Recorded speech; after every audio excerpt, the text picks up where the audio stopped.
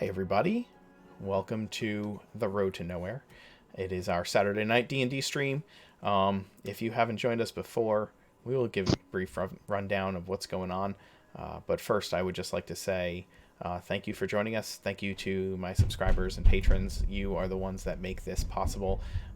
If you enjoy what you see tonight and you want to know how you can support us, there are links down below to the Patreon, to donations, to subscribe. So please consider becoming a part of what we're doing here. We also have a Discord channel. Join it. It's a lot of fun. There's a lot of interconnectedness that goes on between the campaigns that I run on this channel, and the players are all there. A lot of viewers are there, and they just get into some great conversations. It's a super awesome community, so please consider checking that out. Without further ado, I'm going to let the players go ahead and introduce themselves, and then I'll give a brief rundown of where we're at. Hey everybody, it's Steven here. I am playing my third character in this campaign. So far the under-over is we reckon he's going to survive at least 3 sessions. I'm playing Michael. Michael is and I won't go into it too much because it's our first session with Michael and you'll find out more now. Hey guys, my name is Dustin. I play Genevieve, a Battlemaster fighter. Wanting to outbeat her older brother, who's also an adventurer. She's trying to be the best swordswoman in the world. So she's pretty cool. Hey guys, I'm Brad. I'm playing Calith, the Wathan barbarian who left his homeland to find his father. That didn't really work out, so now he's off adventure. You cut out a little bit there at the end, Brad. How much did you get? So now he's off adventuring, and then it kind of cut Oh, off. I was done. Oh, okay. Well, there you go. Yeah. Apparently, I had a bad transition. I'm Grayson. I'm playing Garen, the Warforged Arcane Trickster. We just got attacked by a giant turtle, and he's ready to, try to start making some real money. Hey guys, I'm Justin. If you've been watching, you know me as Felix, the gnome wizard that may or may not be a little bit too curious. All right. I am the Mark Knight. I am your dungeon master this evening. When we last left off, the party had parted ways with Horus, the vengeance paladin turtle, who had caused so much trouble for them in the town of Nearmore, along with the cultists of the serpent god in Yoka that plagued their party with near death on more than one occasion. They have headed to Twiland Hill. It is a city on a plateau that is also the home of Genevieve's family. They'll have been traveling for several days when they begin to see Twiland Hill peak over the horizon. There's been a lot of suffering in this party. They've been driven out of the town of Anchor by Genevan Marines after one of their members had essentially murdered an entire squad of Marines in a bar fight. They traveled, and nobody was lost to them in the Temple of the Serpent God. They're just starting to pick up the pieces, and I think that they are heading to Twiland Hill with the hope that they can start fresh together. So we will pick it up with them on the road just outside Twiland Hill. Steven, can you would you mind changing your character, your image down below to Michael, so that everybody knows who's who? I will do indeed. I didn't. Yep. Just if you go down to the there's a little pull down right at the bottom of the chat there, and it should switch your character automatically if you just switch it to Michael. Okie dokie. Stand by. Okay. Is it under the settings in Roll20? No. If you're in the chat and there's the chat box that you type into on Roll20, right underneath it, it'll say and you'll see your name and a little. Got it. If you select Michael, it automatically changes Here we your go. art. There it is. Very good. Yeah. Very good. Let's see. I need to mark some things here. Okay.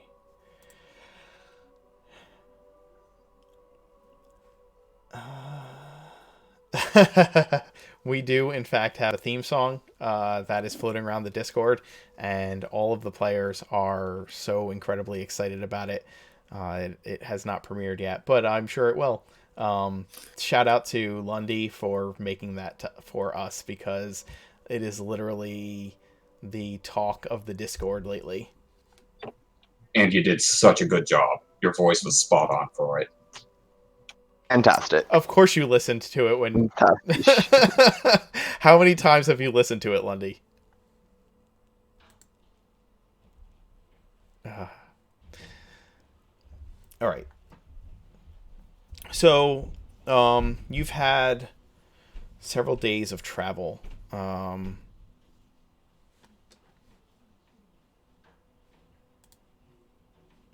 see. How many days of travel have you had?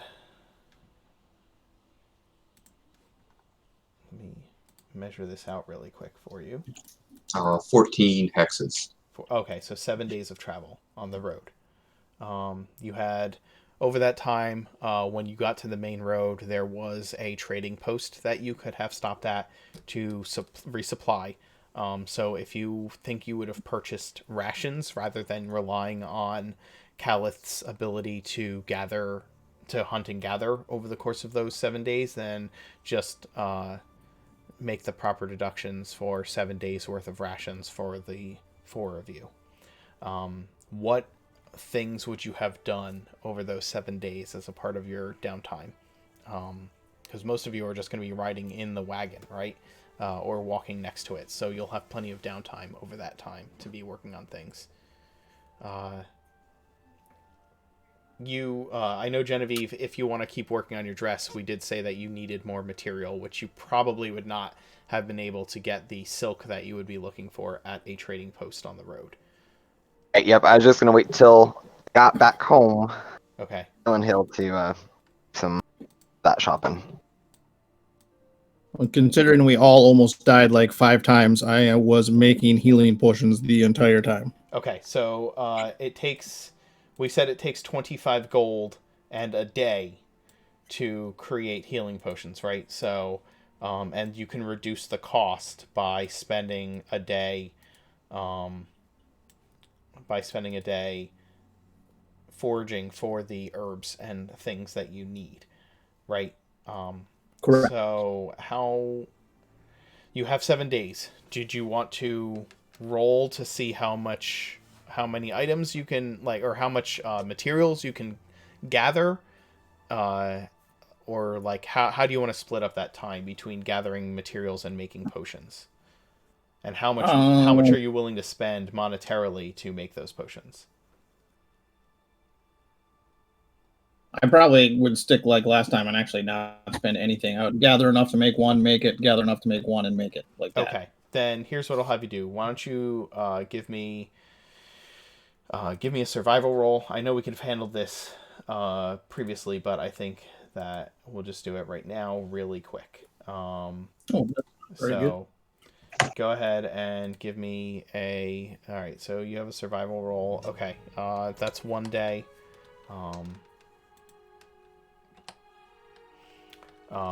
You'll still need more material. That's not enough to gather material. So, okay, that's 2 days. Okay, that's the 3rd day. So hold on there. Okay. You have...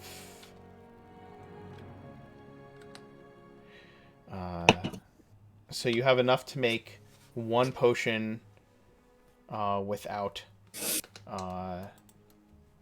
without spending anything. After 3 days, you have enough to make one potion without spending anything, and you can make a second potion for 14 gold if you wanted to.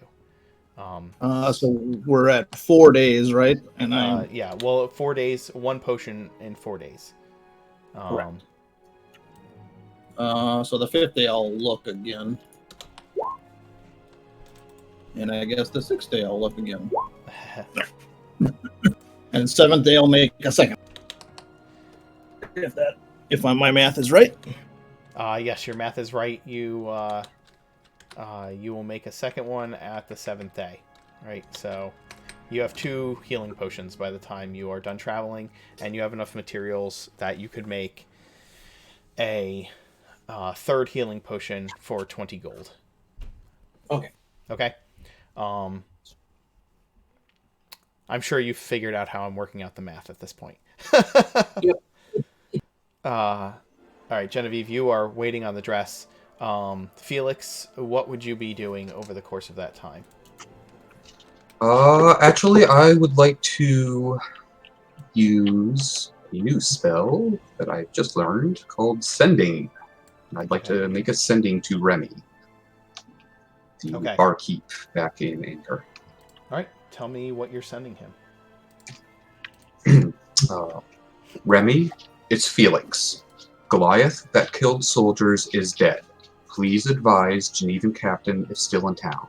Thank you for your kindness. Won't be back. Okay. I sent you a whisper. Yes. I see that. Okay, you will get a response from Remy. Oh my gosh.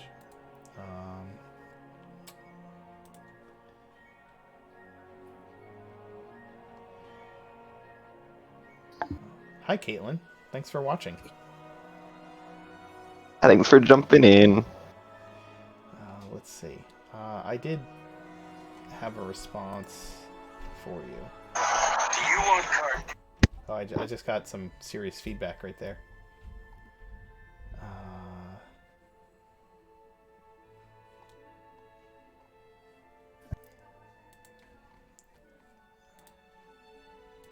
I am sorry for the delay. I had it written out, the response, and okay. Check your whispers. Yeah, that's what I'm doing. Or DM. I DM'd you in Discord. Thank you. Actually, I think because I remember reading it. You sent it somewhere. Oh, thank you, Justin. You get a response back that's Felix. Okay, I will. They put a bounty on him. If you come back, you might collect it. I told them you weren't with those guys. Oh shit.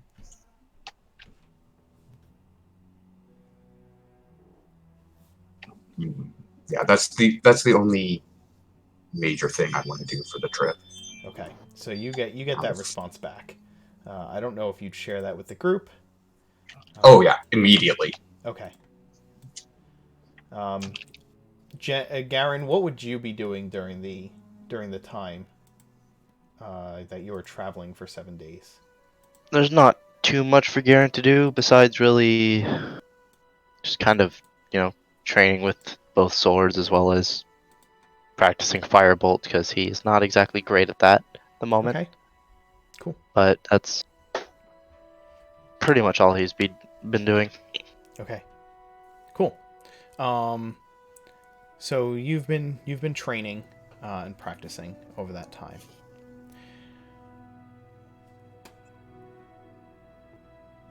You, as you are driving the carriage,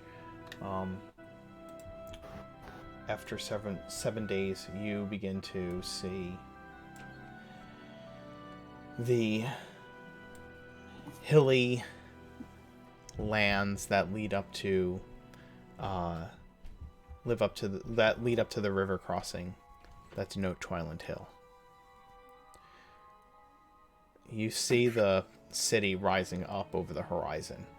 It sits on a tall plateau that splits the river, and at the top of this plateau, there are what look to be two separate cities that are connected over the top of this plateau by a almost an urban sprawl that reaches between the two cities to connect them. This plateau has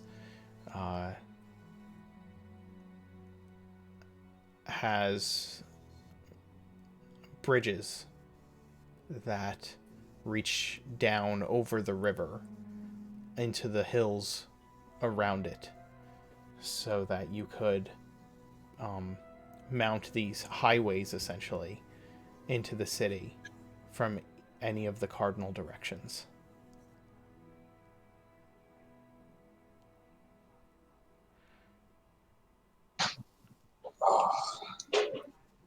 Guys, I think I'm really looking forward to a hot bath. Yeah, before we actually to the town, I think I need to open up and tell you guys something before we get there. What's up, Genevieve? Oh, when I was a little girl, my friend Freya and I used to play all day until it was dark. But on a clear night, we stayed out a little too late. Mother told us that we needed to stay in the yard. The yard, a monster would snatch us up and gobble us down. We just thought she was joking, so just laughed it off and went playing our game. We went to a hiding spot. While I was counting, I heard Freya scream, just not your average kind of scream, the one that would wake anyone up from cold slumber. I ran to find her and saw a dark figure under her arm and was running away with her. Screamed for help. No one obviously came, so I ran after the thing to try to catch her, like a child could fight off a huge creature. Ever since it was taken of the townspeople, I put blame for her disappearance on me. So preparing you guys if you get any stairs or birds, or if anything happens because of my presence.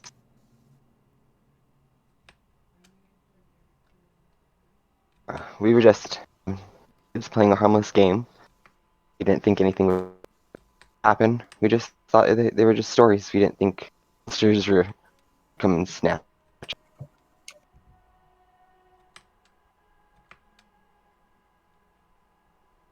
Garen's gonna even say, well, I know what it's like to be I mean, I'm a sight myself. Well, if you don't maybe want the attention, I could probably find some place for us to camp out below the radar. I mean, my parents believe me. They know I did nothing wrong. I'm pretty welcome at home.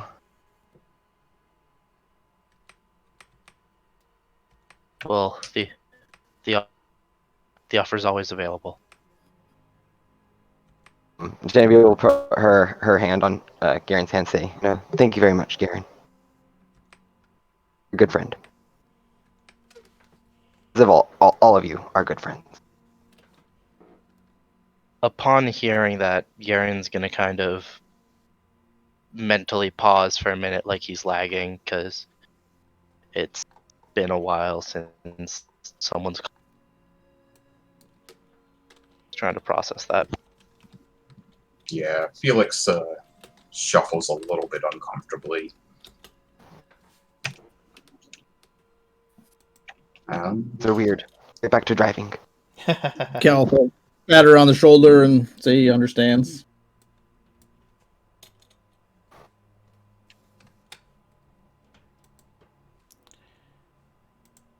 anyways, I agree with Felix. Let's go find a hot meal, a hot bath. Do you want to meet your parents without us? It might be a little bit awkward with strangers there. Right. I should go and prepare them to meet you guys. We can have a big bath and a drink while you do that. Okay, yeah. I would probably tell them where a good place would be. Sure. How long has it been since you've been home? We would have left. Genevieve would have left town. Was brother left at You're breaking up a Sure, little bit, so. Dustin. I'm having trouble keeping up. I'm sorry. Sorry, can you hear me a little bit better? Yeah. Okay. She would have left Twiland Hill at 17, just like her brother did when he left for his adventures. Okay. And how old is Genevieve now? 21. 21? Okay. So it's been a little while. All right. So yeah, you share with them a place that they can go to get a room and a bath that that when your brother's adventuring party would come around, that's where they would head.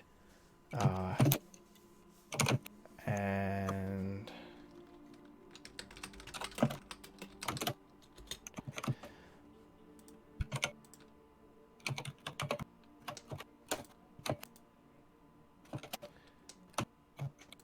somebody's typing a lot, and I can hear your typing.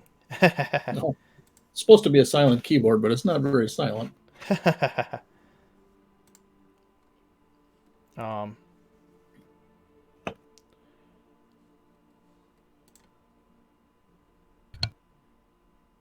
right, you give them the name of an inn that they can go to. The Azure Wand.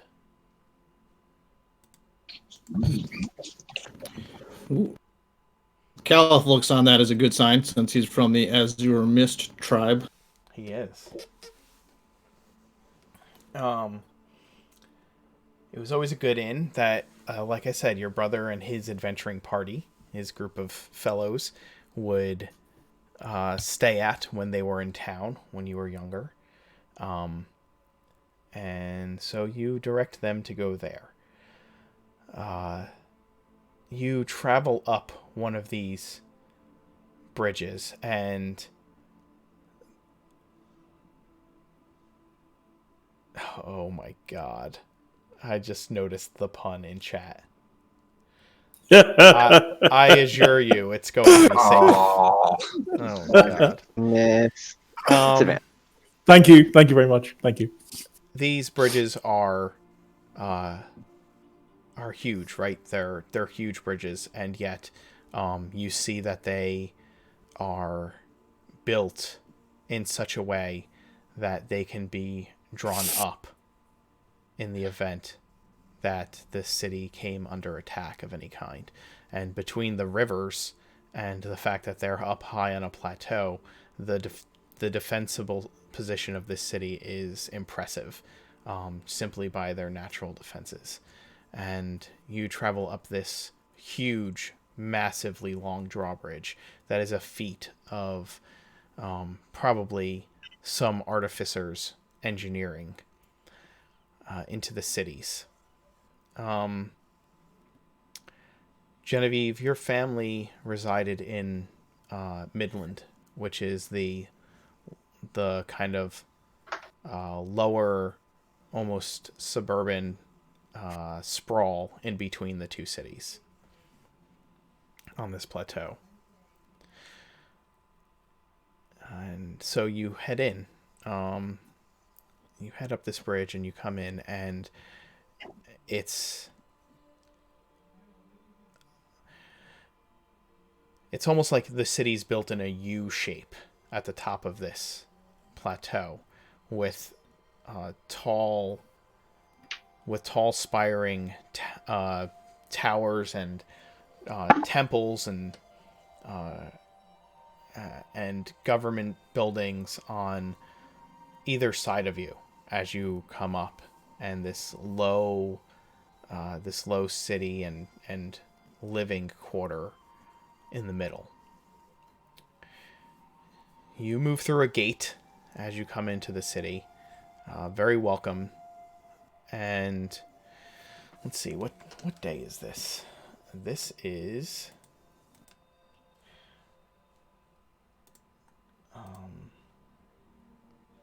pull up the calendar here. You enter into the city on the first of Hexen. It is the summer solstice that you have entered, just by coincidence, and the first day of the Festival of Light, the festival to Orad, the god of light. And so as you enter into the city, you see that even during the day in these lowlands, in this lower part of the city, there are the street lamps are lit. They're oil lamps along the streets that are all lit, and there just seems to be this jovial feeling of welcome and celebration through the streets. There are all the trappings that you would associate with the Festival of Lights. Kaylin, I don't know how much time you have spent in outside of the Halrian Desert and in Oregon proper, that this may or may not be a bit new to you. Or maybe you've seen it before. What did you say that to? Did you say Kate? I think Caliph. I'm sorry. Oh, I spent like almost a full year in Reddenburg. Reddenburg Army, Okay, so I would say you've probably seen this before. And you know there are people. It's like Christmas time, you know. There's people who are wearing holy symbols of Orad and just a general spirit of jovialness and giving as you enter town. Genevieve, are you going to take them to the Azure Wand first? Is that your plan? Yeah, I'll help. Because I'd probably know my way around the town, so I would know how to get back to my house. There. So yeah, I would have taken them. Okay, so you drive the carriage or the wagon to where the Azure Wand is, and when you get there, it's in a part of it's in like a small square in the city. There's most of the buildings in this part of town are no more than like 2 to 3 stories tall, and there's like a fountain in the center of this little square. It's a circle, cobblestone streets, and you are in kind of like a market quarter of the city. There are several shops in this area, an apothecary, a baker, there's the inn, there's a butcher, and just several other shops that people are going in and out of and buying things. And the inn is in the same. It looks the same as you remember it from several years ago. Right. Perceptions. I need everybody's passive perception. I need to pull up your character sheets.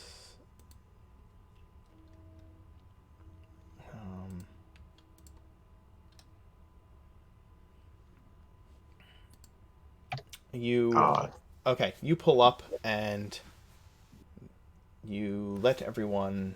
Well, go ahead. You tell me what happens when you pull up to the place. Well, guys, this is the tavern that I was telling you about, the Azure Wand. Um, what my brother said, that has really decent drinks. Haven't stopped in a while. Cold drink and a nice hot bath sound pretty good. Decent drinks sound good to me. How long do you think you'll be, Jen? Should we just expect you in the morning? If that's okay, I don't mind being with my Hey, family. yeah, hey, your family. Spend as much time as you want. All right, and if anything happens, I'll come back here. Sounds good. We'll meet you in the morning here. What time is it right now? Let's say it's early in the day. Okay. Okay. Like let's say it's like 10:30, 11. Oh, awesome. Hey, you guys, take the day. There's a few shops around here that are pretty nice too. Should take the time and restock the best we can for our next destination is. Do you know any? Would you happen to know of any places we can store our horses at the moment around here? Can we just keep them at the inn? The inn does have stalls in the back for horses. It's one of the reasons why your brother always recommended going there. Wonderful. Garen's gonna say goodbye to Genevieve and walk inside. Okay. Um, the inn, as you walk in, is it's a timber and brick building. It has a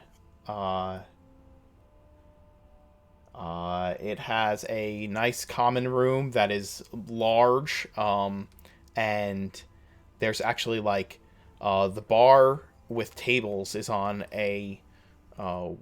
like a wooden floor that takes up that when you first in you enter into that part of the tavern, and there are all the tables and the bar, and then there's actually steps down, like 2 or 3 steps down to your left, that to a stone floor, and that stone floor there are couches to lounge on. There's a huge fireplace, and over the fireplace is the head of a giant stag. When I say a giant stag, I don't mean the biggest, a big stag head. I mean the head of a giant stag, just like it's the size of a huge creature, and there are tables set up all around that area with pub games on the tables and things of that nature, tall chairs, as well as couches for lounging, and a big bearskin rug. And there's a wide set of steps that lead up from the common room that you could probably 3 people across could go up and down these stairs. Pretty swanky place.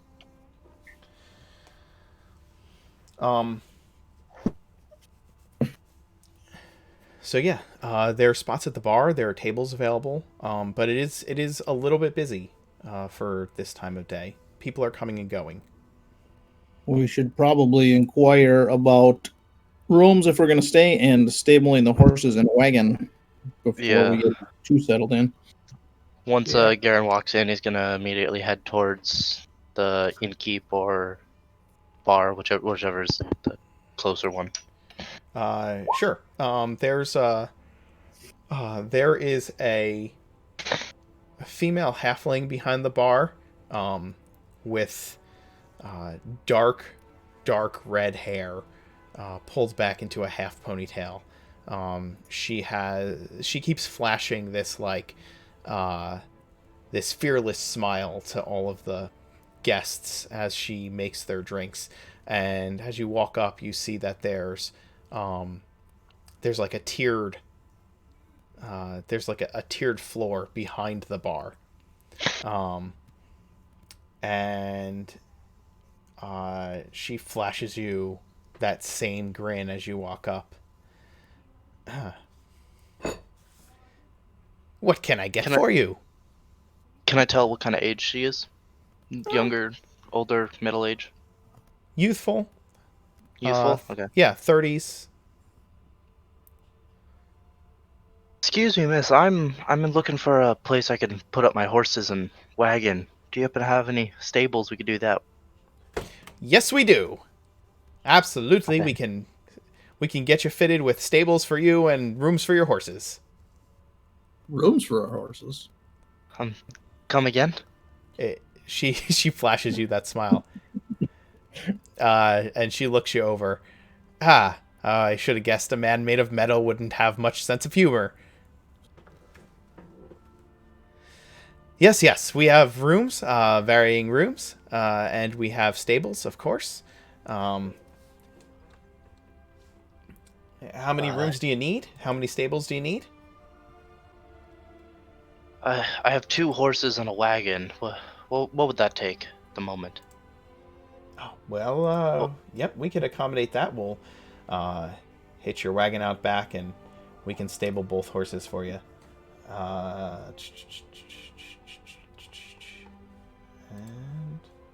And she tells you that stabling your animals is going to be standard. She gives you the standard price for stabling horses. So it's going to be 1 gold a day for each horse to stable them. I hand her 4 gold Okay. and say, "This is for my 2 horses. We'll be here a minimum of 2 days.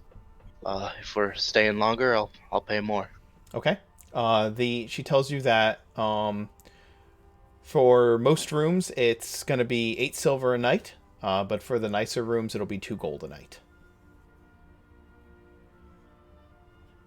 I think we can get away with 3 rooms, 3 common rooms for the next 2 nights. Yeah. Yep, I'm fine with that. Okay. And So a Oh, hot are you bath for guys me. next to me? Are you guys next to me? I am. Okay. Do you happen to have any common rooms that I could perhaps stay at? I don't really need a fancy room. like I said, most rooms are 8 silver. Best rooms are 2 gold. That's what we've got. Unless you'd like to stay in a stable. I think a room would be nice, and I'm gonna hand her how much? I'm gonna hand her 2 gold. So that's for 2 nights. Okay. Of the common room. Keep the change. Well, thank you kindly. I don't have Are you enough paying gold to for pay your for you guys. You guys have to pay for yourself. Oh, now you're gonna make me look like a cheapskate because I don't want to give 2 gold. I don't have that much. Well, I paid for 2 nights and a little bit extra.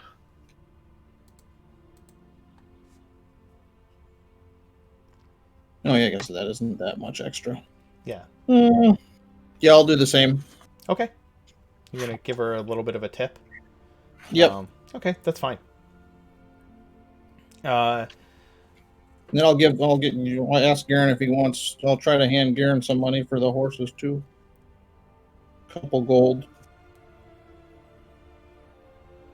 Garen will say thank you. How much? 2? 2, yep. Okay. You So paid it's- 4, right? Yeah, he did. Yeah, I paid 4. I'll pay up for my 2 nights and how much for a really hot bath? Really hot bath. Well, that comes included with the room if you'd like it. It's just by request. I would absolutely love something cold to drink and a very, very hot bath. We can take care of that for you. She tells you, she passes you a placard of wood that has a piece of parchment kind of like hung on a nail on the piece of wood and places it in front of you. That's what we have for the day. So there's a list of food and drink. Braised grouse with nutmeg and onion, and a glass of mead for 2 silver. Steamed shrimp and soft cheese with a glass of whiskey for 2 silver. Roasted boar and wheat bread with a glass of mead for 3 silver. Braised veal with pepper and apple pie with a glass of rum for 3 silver. Roasted goose with nutmeg and walnut bread with a glass of gin for 2 silver, and stewed lamb and curd cheese with a tankard of beer for 9 copper. Damn, you're making me hungry.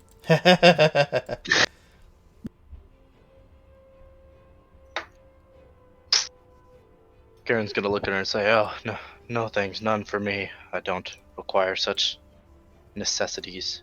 I do have other questions, though. Sure, what can we do for you? Would there happen to be any fine blacksmiths in the surrounding area?" You can find any kind of blacksmith you need. If you want horseshoes, you can find blacksmiths who will help you with common goods. If you need something like a sword or armor, you can find armorers and bladesmiths in the city, fletchers, whatever you need. They are specialized all about. It just depends on how far you're willing to walk or travel, and it depends on how much you're willing to spend. Well, what's the closest bladesmith to here? I'd like to go check him out. Not far from here. You happened to settle into the market district. We cater to all kinds, and it wouldn't be far, a few blocks away, if you'd like to go find them. They are the sharpened steel. You said it's like 10 or 11 in the morning, right? It is. Okay. If you don't mind, Garen, I'm going to join you. The more company, the better. I'll kind of mention to the gal that once we're done shopping, I'll probably have a meal and a bath as well when we get back. Absolutely, we can have it drawn up for you. Why don't you guys go ahead? I'm gonna take a soak. Just relax for a while. It's been a week. All right, Felix, we'll be back soon. Felix, are you ordering any food or drink? Yeah, actually, I'm just gonna hand over a whole gold. Okay, which one do you want?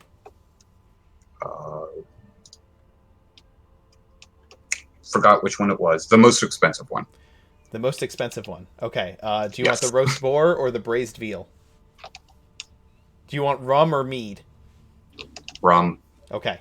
She brings you the braised veal with pepper apple pie, and a. You paid for the most expensive one, so she places 3 glasses of rum in a row in front of you, along with it. That's for the extra. No. Just keep the change. She smiles fiercely at you. All right then, and she takes down one of the glasses of rum from the bar, takes the other one, and holds it up to you. You seem like you've had a long week, and you need some rest and relaxation. Here's to some of that. And she holds the glass up to clink with you.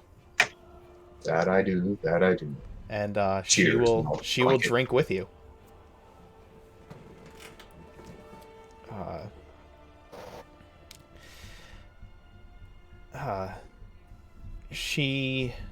What you in town for? She says. One of our friends used to live here actually, so we're visiting. I think maybe settling. I don't really know. We haven't decided. Understood. Where are you coming from? Any interesting secrets that you know from where you're headed from? Why? Well, as I said, seems like you've had a hard time on the road, and you're traveling with an interesting pair there. You don't see unarmed yourself, so I take you for the type that gets into trouble.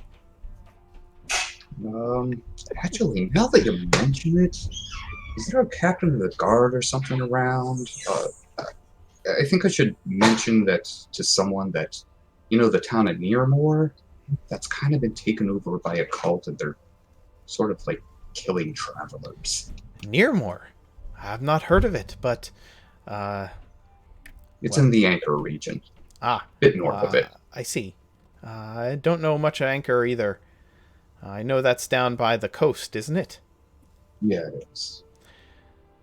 Not much of a reach by the name.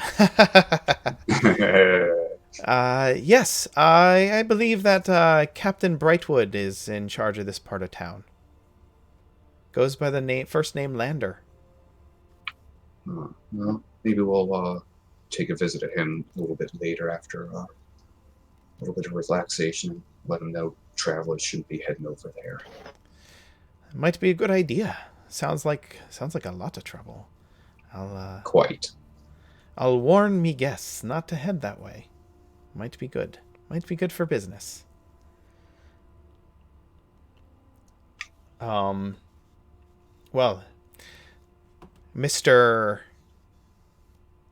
I'm sorry, I didn't catch your name, sir. Oh, I'm sorry. Felix. Mr. Felix. Well, if you need anything else, I'll be around. And she flashes that fierce smile at you again. Kind of a twinkle in her eye, and she hops over to another patron, kind of wipes the bar in front of them and sees that their glass is empty and gets them another. In the meantime, Genevieve, Yes. you're walking home? Or are you taking the wagon and then bringing it back later? No, I would have left the wagon with them, so I would have grabbed my my pack to the wagon and walked to my parents' house. Okay. I would have walked with my cloak hood up. Sure. You walked here from the inn. It is several blocks to your parents' house. Maybe a good probably 10-15 minute walk to get to your parents. What's your house like? It would just be a full, modest home. Bedrooms, a kitchen.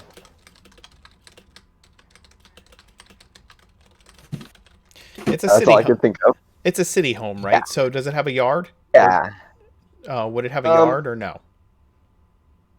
Yeah. Would have had a yard. Okay. So it has a little yard. Is it in the front or the back? Yes, it would have been in the front. Okay, so you have a little yard out front. It's fenced in, and you kind of have one of those. You have a nice, modest home that your parents have owned for a very, very long time. Your mother keeps a garden out front, some vegetables, herbs, a few flowers, just to make it pretty. And the windows are open. It's the first day of summer. It's bright, it's warm, it's beautiful in the town. The symbol of Orad is prominently placed upon your front door in celebration of the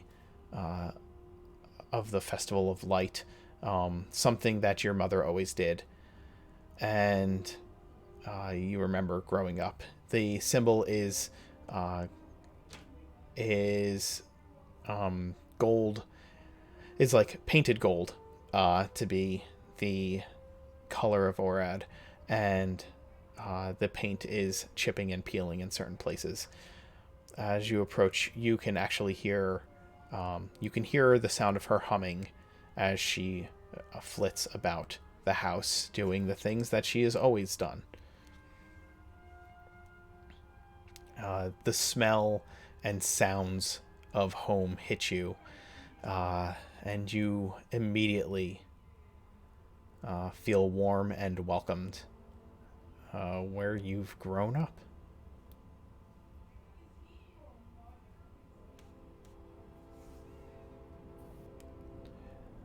You go to the door, presumably. I would have walked in. Okay. Do you walk? Do you just walk into the house, Um. or do you knock? Oh, it's been a while. I would have knocked. Okay. You knock Knocked and upon the said, door, and you hear the sound of your mother's voice calling that she's coming. She's coming. And you can hear through the open windows her putting things down, the clanking of things that she was working on or carrying about the house. And she opens the door, and her face just immediately brightens, and a huge smile breaks out. Oh my gosh, my girl, Genevieve. Welcome home. What are you doing here? I didn't expect to see you anytime soon. "Hi, Mom. Oh, it's a little pit stop." She like And immediately wraps you into a hug and then steps back and holds you at your shoulders and looks over your armor. And is like, "When did you get this?"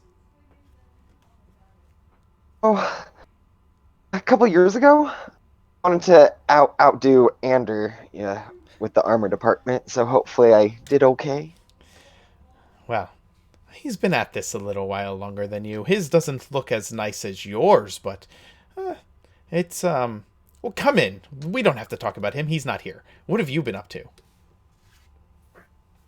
Oh, you don't want to hear about my stories, Mom. I want to hear about how you're doing. Of course you do. Of course. Of course. Oh, we're doing so well. Your father got a promotion. He's captain. At least in this quarter. Captain. Captain? Yes, absolutely. He's been doing well. So well. He's been a little stressed lately, but he'll be happy to see you. Come in, come in. Can I get you something to eat? Do you want something to drink? And she leads you into her kitchen.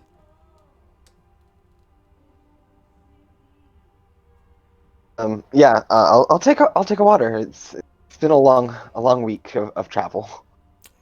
She brings you something to eat and some water to drink, and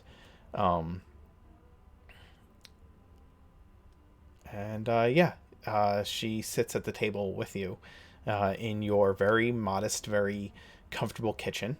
You can hear the sounds of the city just kind of flitting in through the windows every now and then. Haven't seen Ander in quite some time. He's been out and about. The house is so quiet without you kids here. Mostly It's I'm... probably good to have us out of the house, right? I've been working on some projects, I won't lie. That's good. We have I've been working on my on some recipes. Oh, baking so much bread.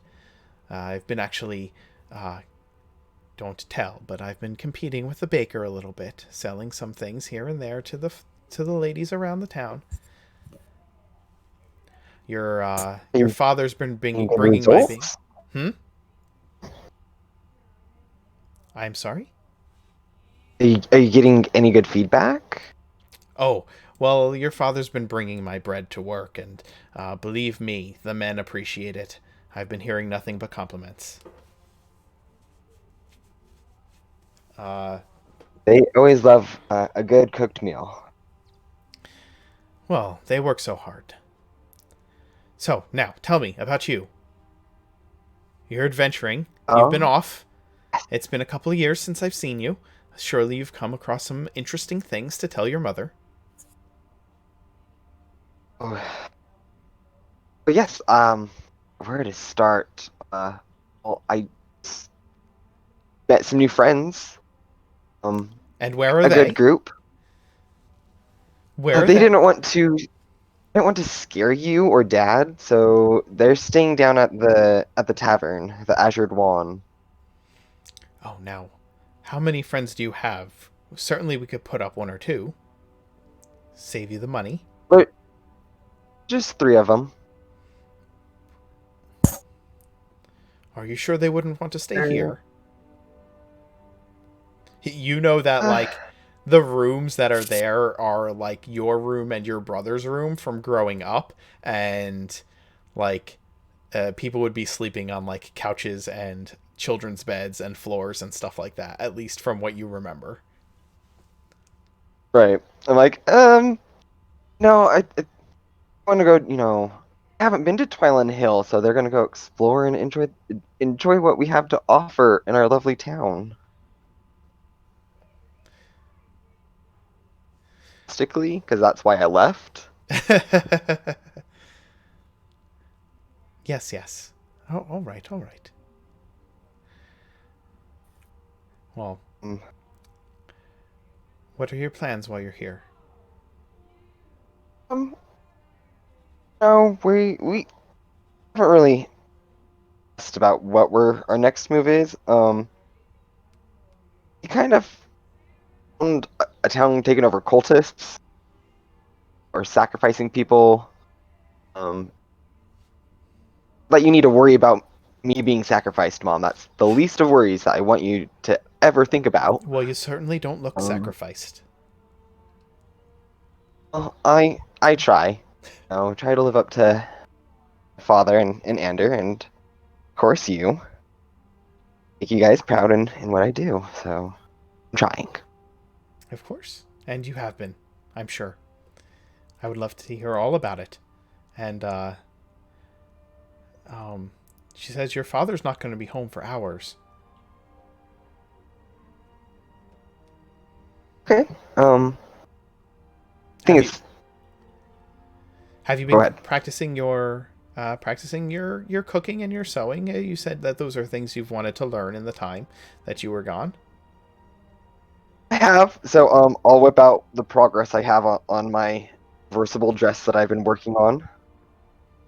She comes over excitedly and starts taking a look at it, and immediately starts giving you unasked for advice on how you could do it.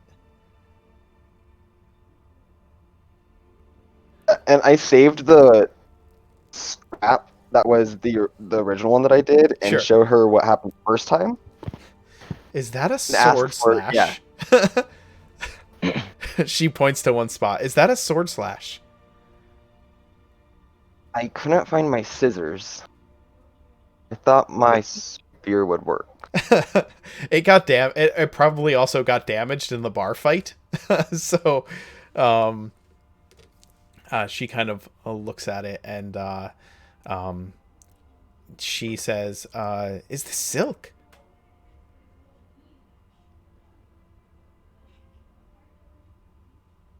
I'm sorry, it cut out when She's looking at it and is feeling the material, and she goes, "Is this silk?" I to save up, a good quality of a dress. Well, I can show you the shop where you can get more if you need it. I don't have any on hand. I can't make dresses out of material like that. Well, the life of an adventurer is one of wealth, from what I hear, although it's one of danger too. Yes, danger, very much true. We have yet to come into the wealth part of it, but Ander Well, says, persevering, and I will keep persevering. I will be better than him. yes, you keep working on that, dear. And she pats your hand. I have to start working on some things for dinner. If you want to get comfortable, you've got some road dust on you. You can go ahead and, you know where everything is you need. You make yourself right at home as if you never left. Thanks, Mom. And then I'll give her a kiss on the cheek, and I'll go. She smiles as you do, and as you start walking out of the room, she kind of looks over her shoulder and says, "Oh, dear. Any of these friends of yours that you brought, they wouldn't happen to be a nice man, would they? No, mother, they're all dirtbags. Well, mother can Oh, hope. they're great. They're great guys. Just friends. They could, well, a mother can hope. And she goes back to humming and working. uh,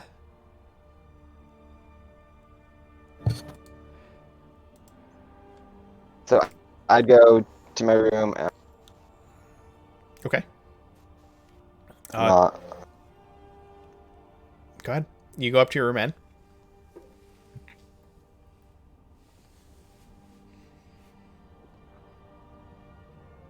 Did you cut out? Yeah, I'm going to. I'll be right back. I'm going to see if I close the voice channel and come back in if it will help. Sure, no problem. In the meantime, we will go over to the other two as Caliph and Garen head to a blacksmith. The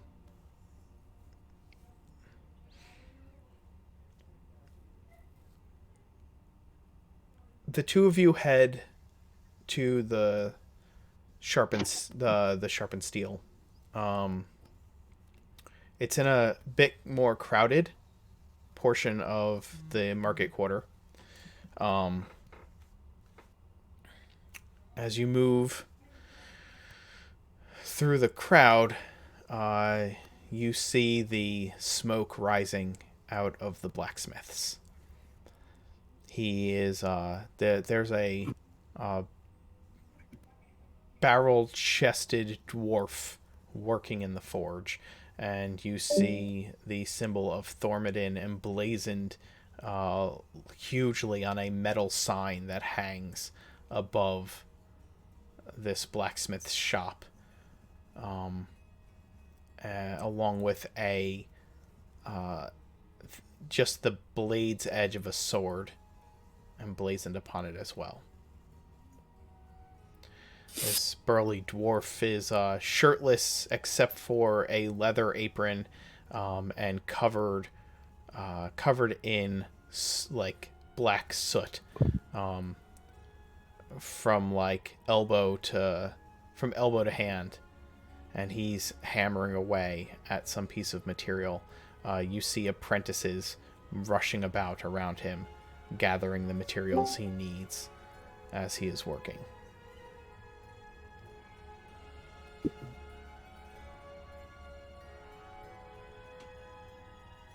I'll approach one. Is there like a salesperson or like one of the apprentices or something? Yeah, if you approach one of the one of the apprentices is dealing with a handful of customers. Okay. They just have like basic weapons too. I do want something specific, but I just need some basic restock too. What are you looking for? Well, javelins is basically the main thing I wanted, but then javelins, brass knuckle, and a cestus. Yeah, you can get. But the cestus is the specific. I kind of wanted to talk about that. Okay, tell me about the cestus that you'd like. I would like one that I could wear. Did you get my? Yeah, I got it. You wanted the first one, right? That's mainly a wrap that would have the Right. That would essentially have the Could I still wield my regular weapon while wearing it? I'm gonna say yes. If you wear Okay. that cestus, what I imagine is that it's a wrap that goes around your knuckles and the back of the hand, and down your forearm to keep it stable, and in the portion that's wrapped around your knuckles. I'm imagining that there would be a piece of steel kind of worked into the wrap, so it would you would end up functioning like a mitten. You know what I mean? But you would still be able to,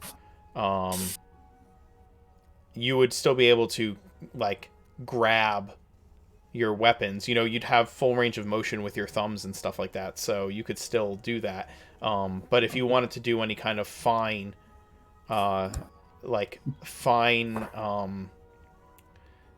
dexterous things with your fingers, you might have to take the wraps off, right? Does that make sense? Yep, yep. And I would like to talk to the blacksmith about possibly designing one that would look like traditional tribal gear, so that immediately recognizable as a weapon. Interesting. That'll cost extra and take extra time. Yep, I understand. Actually, he can provide you. He probably couldn't make the cestus. You'd probably need to go to like a leather worker for something like that, if that makes sense. Yep. But he can provide you with javelins and anything else that you're looking for in that regard. Okay, and we're just using the player's handbook prices. Yes. For the Okay. the cestus you sent me, was there a price listed alongside that? Well, it says 5 silver pieces. Yeah, but, that's fine. That works for me. well, I mean that one's we're going to talk to the leather worker about though if we're going to get the special one, right? It's Yeah, gonna be yeah. more than For one like that, I would say that probably double the price. double the price. Yeah, to do the extra work.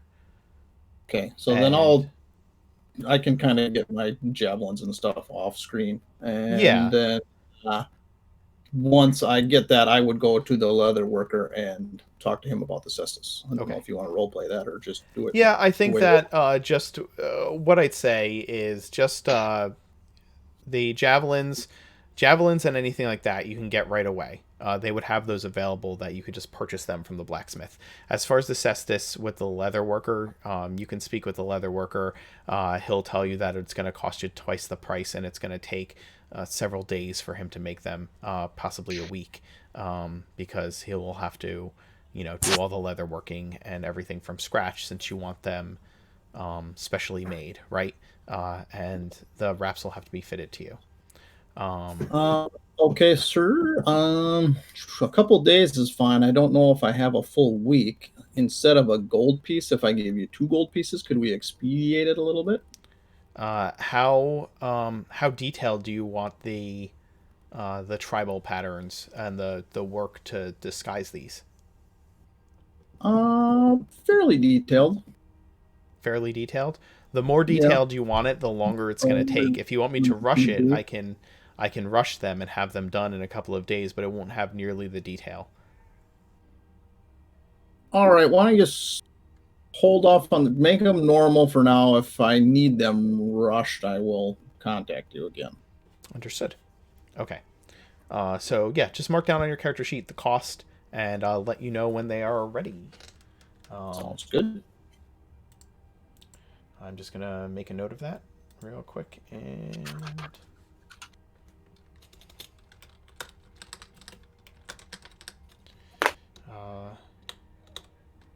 the leather worker's name is called the Tanned Hide. Say that again, please. The leather worker is called the Tanned Hide. Oh, can.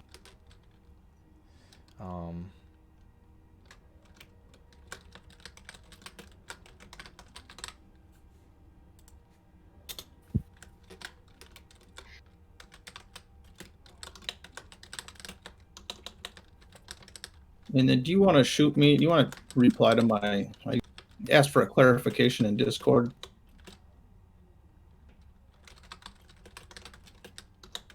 Sure, I can do that.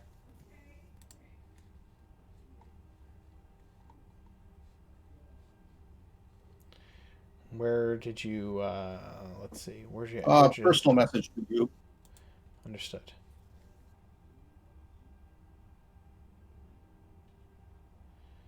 Oh, yeah. Go. You can. We'll role play out the apothecary. That's fine. If you want to Okay. go to apothecary, we'll go. We can do that. Garen, what are you I'll go. looking for in the blacksmiths at the blacksmiths? I am looking to trade my longsword for a rapier and or pay the difference. Okay. For that, you can.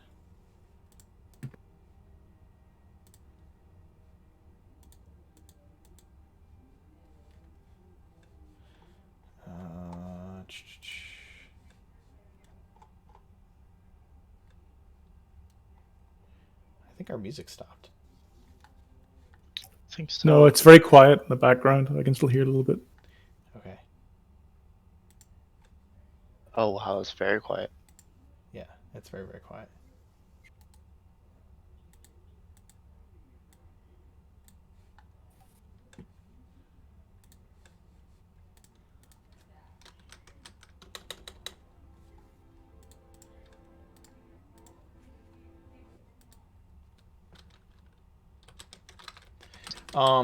Yes, you can trade in the longsword for a rapier, and you will have to pay the difference for it. Um, Is the long sword possibly getting me any more than the 15 gold for it, since it's the sergeant's one, slightly nicer or no? I'm sure that it can. Uh,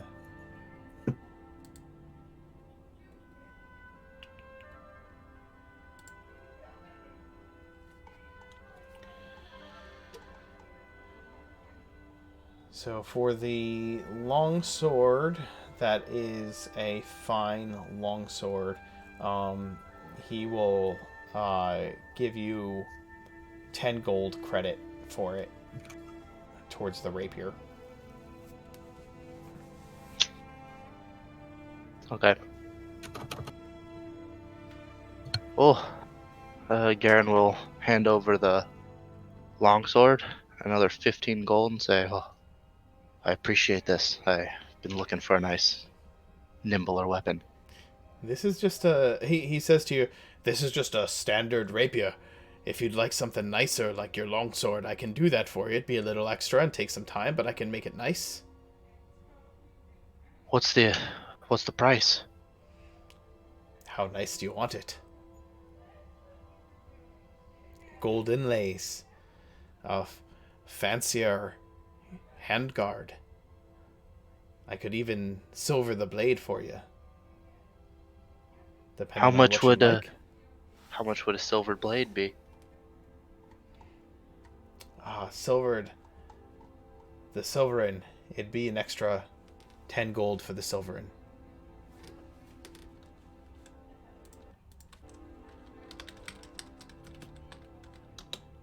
Could I get a night? It's silvered, and I'll come back and pay the other 10 gold when I come to collect.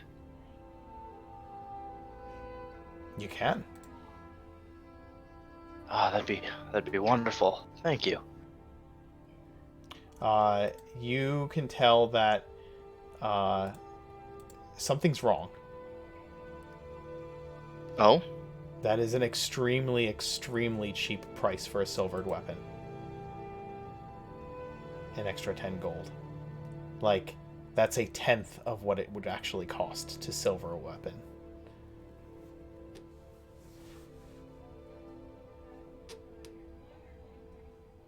Garen I gotta would look it know up. something like that because he All likes right. money. Yeah. All right.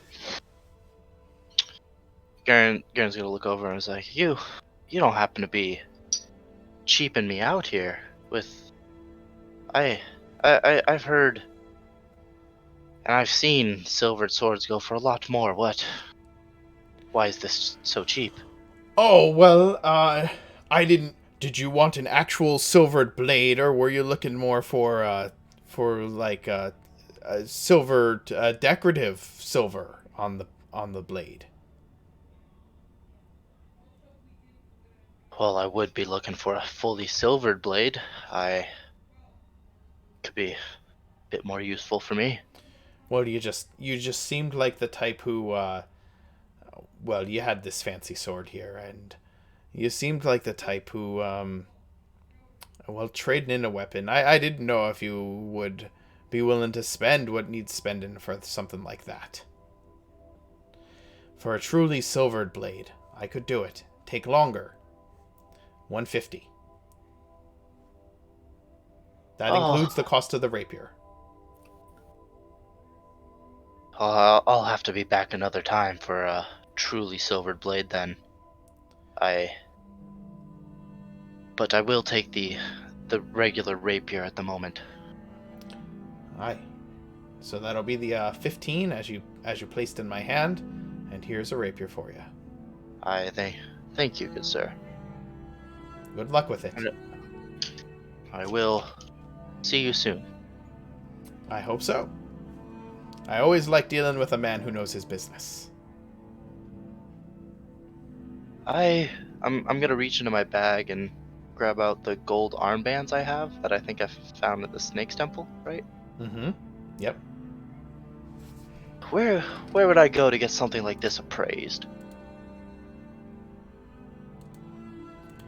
Well, I could appraise I'm something gonna like say that to for you.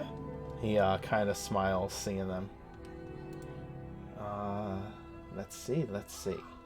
using my knowledge of gold prices, would I be able to tell a general price around this? Sure. I will let you know if he's trying to undercut you or not. Okay.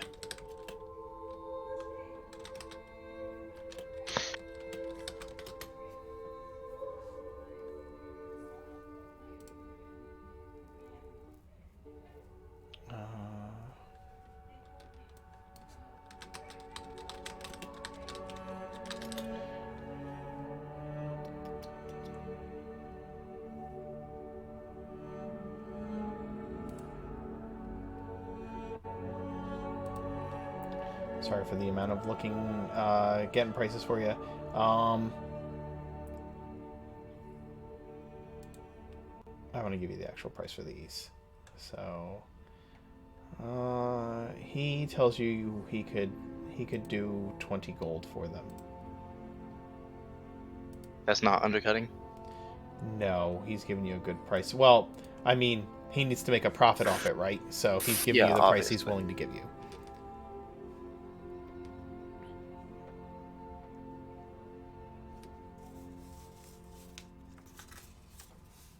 I'm gonna look at him and say, "Hi, that sounds about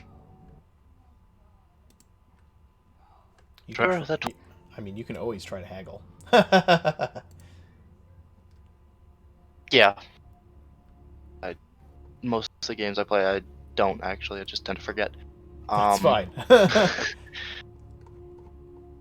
Well, perhaps we could do 25 gold. Give me a persuasion check.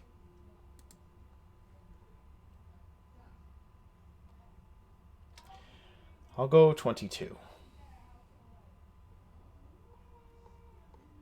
I'm gonna hold them out. Say 23. Like I'm ready to hand it to him, but I'm still holding him. Aye, 23. And he passes over a coin pouch to you and takes them. Aye. Thank you, good sir. I hope to see you soon someday for a better rapier. Your work seems to be good. I hope I can trust it. As I said, I'm happy to do business with a man who seems to know his.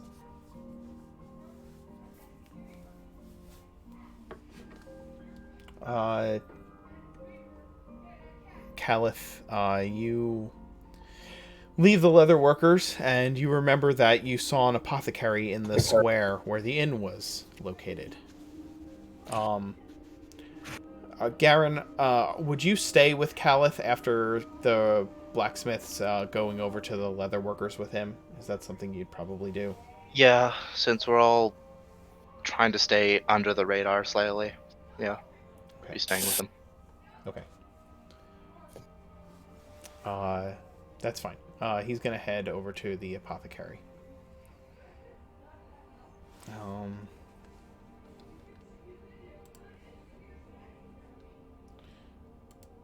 The apothecary.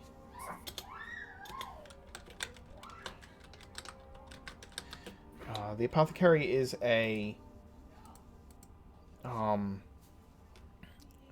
is filled with varying herbs, varying bottles, and they have some items that would be useful for your kit, Caliph, as well, and a wizened old man, thin, with a pale white goatee and very, very long eyebrows, stands behind the counter and he is grinding something in a pestle when you walk in. Yeah, I'll approach the counter and say, "Hello, good sir. Can I take a moment of your time?" Of course! What can I do for Well, you? uh, herbalism is a little bit of a hobby of mine. I'm kind of an amateur, but I was in the swamps recently, and I found this sample of a fungus that seemed to be affecting people in odd ways. I was wondering if you knew anything about it, or if, I'll show them the sample. He takes out like a pair of tweezers and a jeweler's glass and grabs it from you and starts looking over it. Why, boy, I've never seen anything like this before. It's very strange. It seems to be continuing to pulsate a bit. It's odd and very... I can't say that I like it. Excuse me.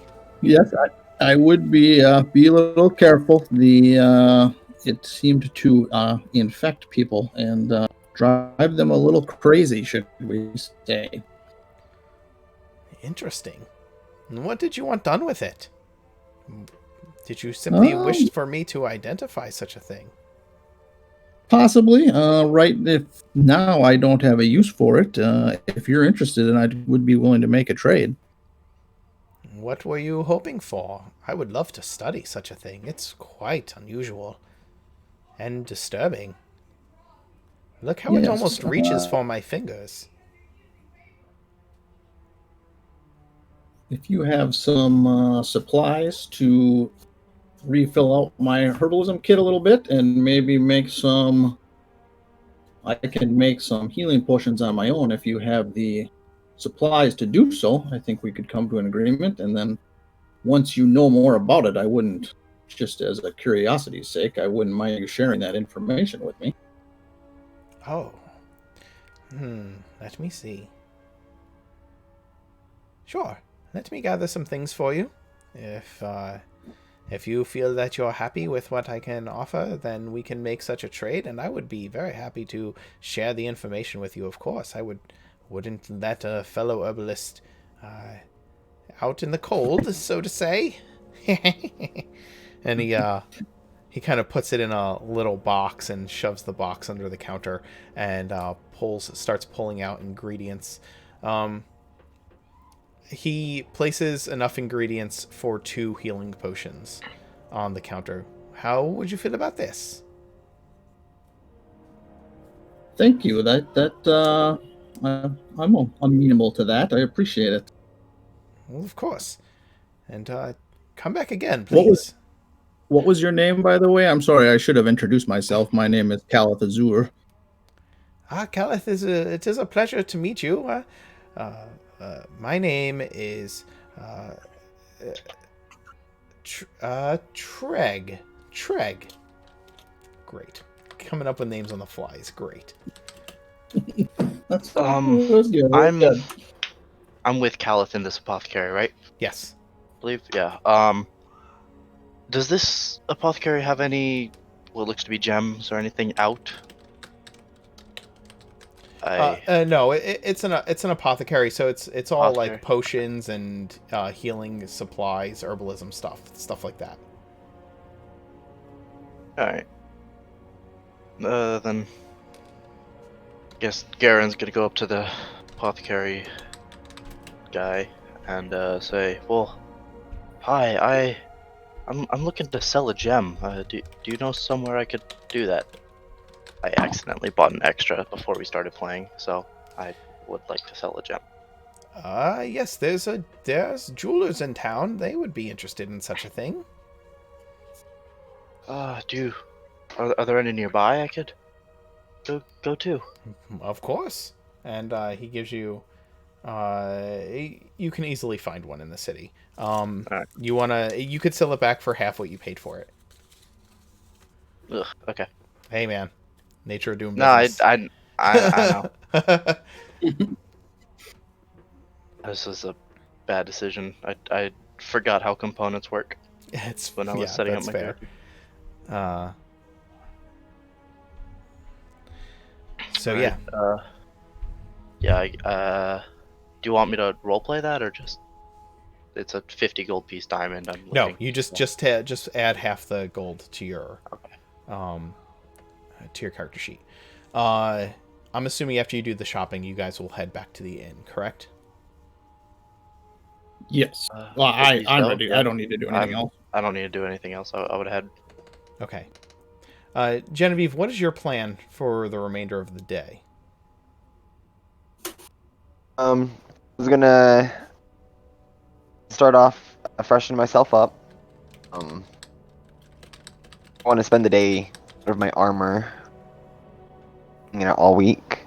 Help my mom around kitchen and the house with whatever she needs help with. And then I'd guess stroll around town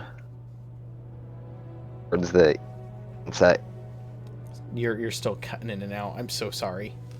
Am I? Oh my goodness. Might have to switch to my phone and put on my headset. My whole phones. But just spend some time at home. Then later towards, sunset, go for a walk around town. Okay. Would you wait for like your father to come home? Is that what your plan is? Yeah. Okay. Okay. I'll help mom out with whatever she needs done in the house. Okay. Yeah, she's got some. She puts you to work. And around evening, your father would come home. In the meantime, Felix would get his bath, and Felix, what exactly was your interest in the day? Actually, right before I hop into the bath, I decided to pull some stuff out of my pack and reorganize. Okay. Then I find a couple things in there and go, oh shit, I forgot about these. What's I'm going that? to in Nearmore, I found 2 gold pouches, a silver locket, and 2 potions.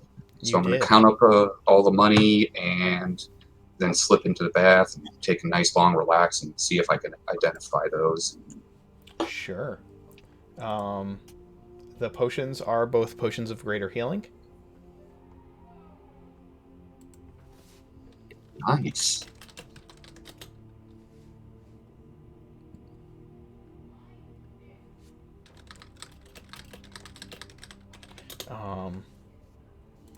Okay, so 2 potions of greater healing. You've got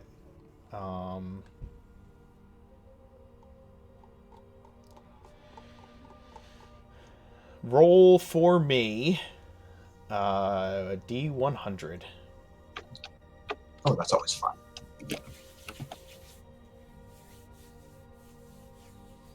53. Okay. There's 210 silver and 70 gold between the 2 pouches. 210 silver, how much gold? 70. 70? Okay, got it.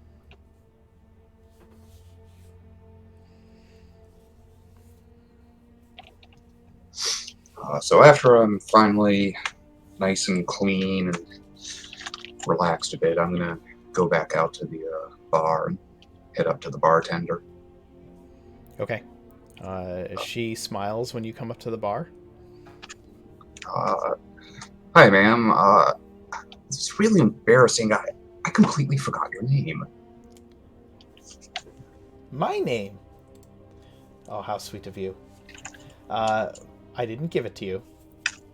I'm Beatree.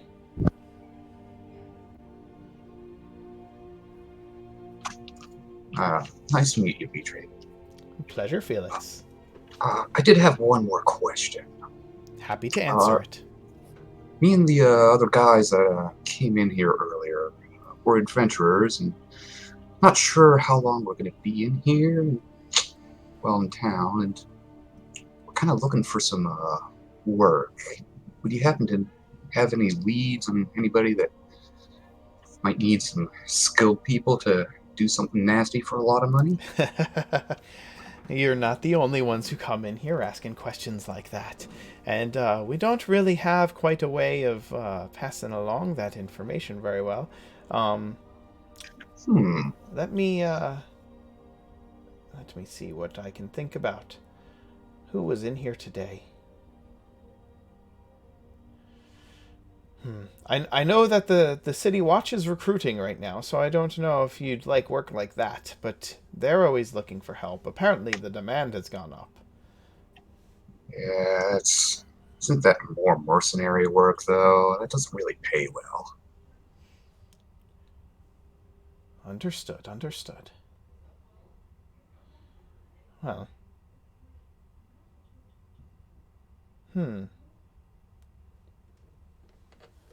How about this? If you hear anything, let us know. I will. I'll keep for- you in mind. We'll most for certainly keep you in mind. I'm assuming that the longer of a job, the longer you'll be staying at my inn. Oh yes, so more money for you. And I like money. For now, I think I'm gonna have some more drinks and wait for my friends. I'm gonna flip her another gold. Keep the change. I used to do your job. I know what it's like. I'll go sit down and wait for the guys. Okay. All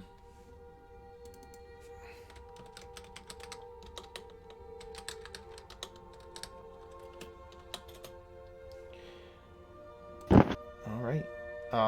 She goes back to working around the bar, and you have a seat. There's a number of people in here, like I said, some very interesting, some not. And in the meantime, Genevieve, your father does eventually come home for dinner. Thank you for the sub, and for the gifted sub. That's To awesome. me? Thank you, thank you. Yeah, Nor. Thanks. Yeah, that's awesome. Thank you. Whoop whoop. Thank you, chat. Thank you, NK. Yeah. Let's see. Your father comes home, and what is your father like? What's he look like? What's he like? I know I'm putting you on the spot a lot. You are, but no, it's good. How I envision Ender Brightwood looking. He is in his late 40s. All his hair's gotten a little bit darker of color, balding a little bit. He's very stoic in nature. If you look at his face, you can see he also has a joyful disposition because you can see the little laugh lines around his lips. Absolutely. And he comes in, sees you, and smiles and wraps you up in a huge hug, and he sits down at the table, and your mother immediately starts serving food. He's barely got his boots off, and she's ready for him to eat. He hangs a rapier that is well used on a well-oiled but aged sword belt at the door when he walks in, along with a coat that has the emblem of the City Watch upon its shoulder and breast. And he sits down at the table. So, girl, how have you been? Doing well, Father. And out of trouble the best I can. Well, can't be making much of an adventurer if you're staying out of trouble the best you can. And he kind of pats you on the shoulder when he says that. Tell me. You're right, Father. You're captain now. Congrats. Thank you, girl. Yes, Captain. Been a couple of years. Well earned. Well needed. Stressful. So if anyone could handle the position, it's you, Father. Thank you. He playfully calls your mother woman and tells her to get him his ale, and she brings over an ale and playfully shoves him as she does, and he wraps her up and in a big old hug when she brings it over. And they make it awkward for you for just a moment, and then he takes a swig of his ale. What's It's my that? cue to leave. Oh, sit that's down. when, We're having dinner. Oh, fine. And how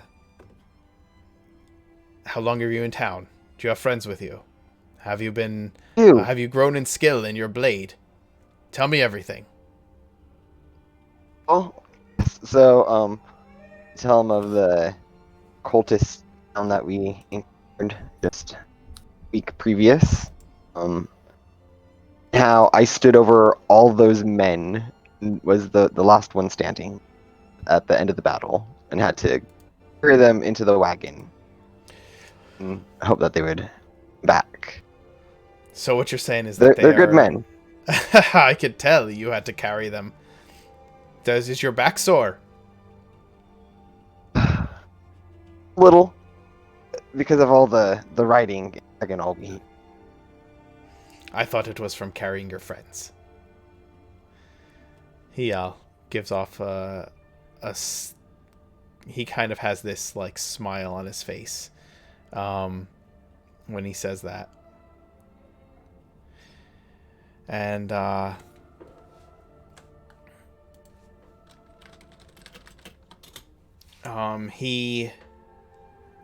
many of your friends are in town? He kind of gets a little more serious when he asks this.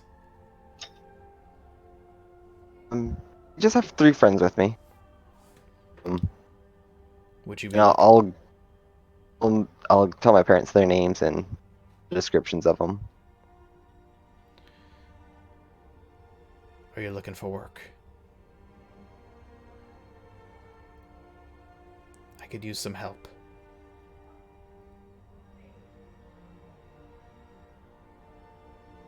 I'm sorry, Mark, you were breaking up. Oh, he says, were you looking for work? Because the watch could use some help. We're offering up a little bit of a sum. I think we're be here for a couple of days. We definitely need to send some coin to keep going. You talk with your friends. You bring them by the house tomorrow. Or course. He says, you talk with your friends. You bring them by the watch house tomorrow. I'll let you know what's going on. See if we can't get a little help from you and your friends. But town's been getting a bit rough lately. We need some muscle. Like yours. Well, I'm sure we'll be able to help out. And you have a pleasant evening with your folks, and as you said, go for a walk through town. You don't get as many sideways looks as you once did. You've grown. You don't look the same. You carry yourself differently, and not everyone that you've known growing up is still in the same part of the city. Things change over years. Remember, what happened 15 years ago. And you've been gone for 4 years. A lot can change. You make your way to the inn. And it is close to dusk as you do. Or probably after dusk. I would assume you'd spend some time. You said you wanted to check in on everyone though, right? In the evening? Along the walk, I wanted to walk by where his old house, that path. Freya's old house? Yeah, if it's like a long way it's to not. the tavern, okay. If it's along the way to the tavern, it would be because it's close to your home. You guys lived close to each other, but you would always play. There's like a lawn in the city in this part of town, right? There's a lot of open spaces in the Midland part of the city. You walk past Freya's house, and it's odd to see a family you don't know and have never met living there. You see the firelight playing on the windows as you walk past it. You hear the sound of children's voices inside. And it kind of takes you back to playing in her yard and in the field not far from your home as you do. It takes you back to that moment for a second, and you feel a chill down your spine. Being older, you wonder if that creature was as large as you remember it to be, or if it just seemed that large because you were so small. Unconsciously, your hand grips your sword hilt incredibly tight, to the point that your knuckles turn white.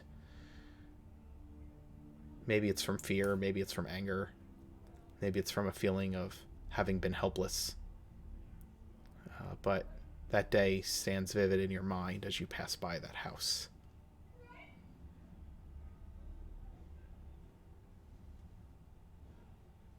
After taking that moment, I'd then just continue my way on edge a little bit, to the tavern. Okay. As you approach the square and the tavern,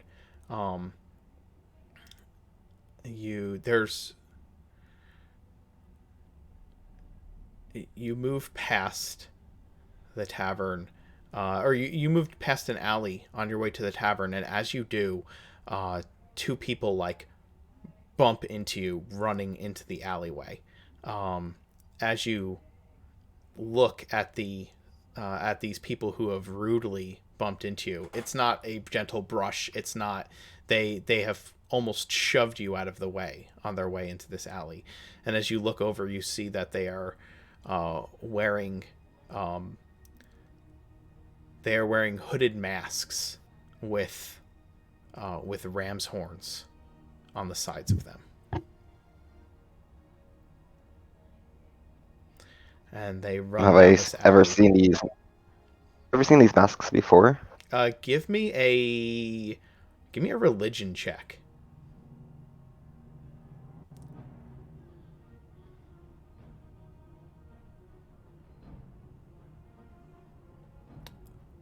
You've heard rumors of a religious adjacent group that claims to use teachings to cleanse the civilized world of creatures that they believe to be unwanted or tainted.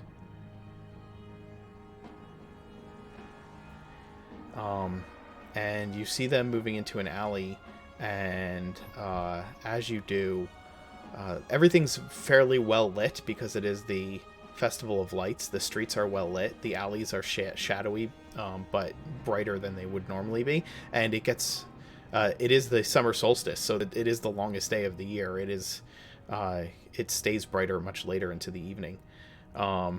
And you see at the end of this alley, you see shapes, and from the look of it, there are 3 or 4 people, and they are making a violent kicking motion at something on the ground. I'm gonna yell at them, "Hey, knock that off! So what are you guys doing? Stop it!" One of them turns and says, "Mind your business, girl!" It kind of hisses at you. I think I just found my business. I'll pull out my Moon Touch rapier. Okay. You pull out your Moon Touch rapier as you enter the mouth of the alley, and the alleyway lights up, and you can see a that there is a man on the ground that they are kicking, and one of these members who has a fancier hood, as in the ram's horns on the sides of the hood are like lined with gold trim around the horns, has pulled some kind of ceremonial dagger that has both the holy symbols of Orad and Thandra emblazoned upon them. And he's pulled it out and is about, like, holding it over this person's head. Or this person who's on the ground, essentially. Okay, I would like to rush at him as soon as I see him pull that dagger out. Okay, roll initiative. Yes, okay. Good luck. Have fun. Oh, thanks! Thanks. Lovely token. Yeah, just pull a token on there.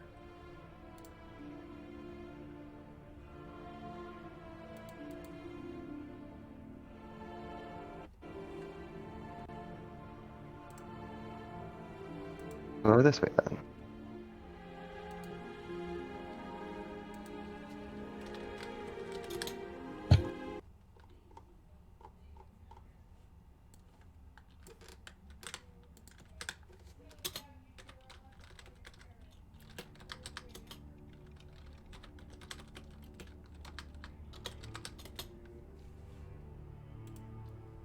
Michael, why don't you roll initiative as well? He said my name. Are you sacrificing a person in the alley? Me? Oh my god. But why do you Oh, automatically assume the worst? Oh my god! Because that's how we met Horace. Automatically assumed that the Oh dude with the my knife God. is Michael. That's amazing. Poor me. Oh my god. Oh. Oh my Based god. off experience. Oh, you have built a reputation for yourself. Um, I'm a man of Mark- peace, I'll have you very much. Your last two characters weren't. how many foes do I see? There are 4 people in the alley. Okay.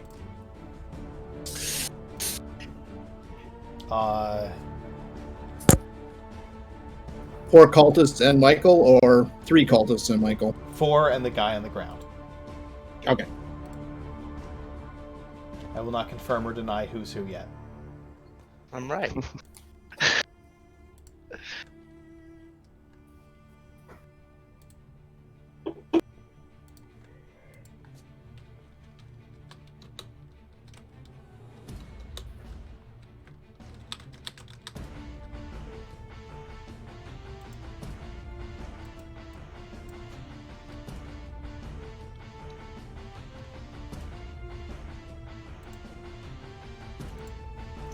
Okay.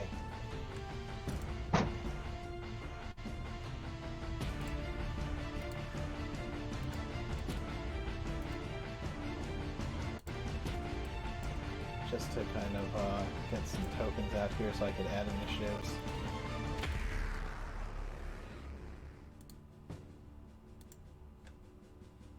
People in chat are just seeing all these random tokens pop up on the map.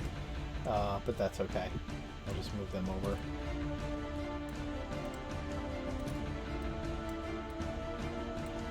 Alright. I don't know, Genevieve, do you now have inspiration, Genevieve? If you didn't have it awesome. already. So, you rush into the alley. I believe that you go first. You rush into the alley and towards the guy with the knife. What are you doing? I need to pull out my maneuvers to make sure I get these right this time. Absolutely. So I want to run up. I want to use the superiority die to use my bonus action to make a fainting attack towards the cultist with the dagger. Okay. All right. Oh, You go ahead and do so. Make your attack. Oh, you have martial prowess and inspiration, so you'll get an extra d6 damage on this one. oh awesome! Oh, Nor, you're so mean. Ooh. So you have inspiration, so you can use that for advantage if you want, whenever you want. But unfortunately, you have disadvantage on your first attack roll, unless you spend your inspiration. Okay. Even with my advantage given to me by my fainting attack. Oh, right. You have advantage from your fainting attack. So if you use the inspiration, you will still have advantage. If you do not, it just cancels it out, and you just have a normal attack roll, which is a 20. So that hits. Okay. Do I still get to add my superiority die damage to it, You or do not? the superiority die plus a d6 of damage. Oh. D8. And then you said plus a d6. Yes. So, and like I said, you have, plus a d6. So d8 plus d6. So you do 20 damage to this guy as you slam. You're just running in and slamming into him with your rapier. Is that your plan? All right. He attempts to deflect your blade with the dagger, and you deftly maneuver around the blade in the opposite direction that you were originally attacking from, and slam the hilt home, dealing 20 damage to this guy. He looks incredibly hurt when you do that. I have attacks now, being level 5. You do have 2 attacks, that is correct. I'm gonna hit him again. Go for it. You strike him a second time with your blade, and you pull the blade out, and he gasps and coughs and sputters as you do, and he kind of drops the blade and stumbles back a step in shock. And using an action surge, I like to do 2 more attacks. Okay. He's down, is that correct? He is not down, but he is like backed up against a wall of the alley, like looking at the blood on his hands in disbelief, and has dropped the knife. Okay. I'm then going to turn around and take a swipe at whichever cultist is next to me. Sure. Go ahead, and there's, like, you have jumped into this group of men. You're kind of standing over the fallen guy on the ground. So yeah, go ahead and make your attacks. Your next attack, you swing your rapier around towards one of the other hooded members of this group, and as you do, you slash across their body, drawing a line of blood, and they fall backwards. They fall backwards onto the ground before they could even pull their weapon. And I have 1 more attack. Okay. Are you attacking a different one? This one has fallen. Yeah, I'm not going to attack the one that's fallen. I'm going to attack a different one. Okay. You attack the third cultist, slamming your blade home for deep into the side of this person, and they gasp in absolute agony. Once again, they've not even had a chance to pull his blade, and he takes the wound and kind of crumples around it onto the ground, gasping in pain. Speaking at the... Sorry. No, go ahead.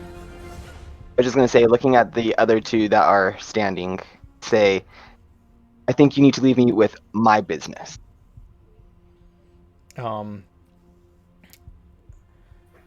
The one who is the one who was holding the dagger looks at you and says, "This is not the last you'll see of us, girl. We'll be back for this trash." And he kind of they like gather the ones that are not injured, gather up the ones that are, and they kind of try to like run off if you will allow them to. I will. Okay. I will stay defensive over this on the ground. Okay.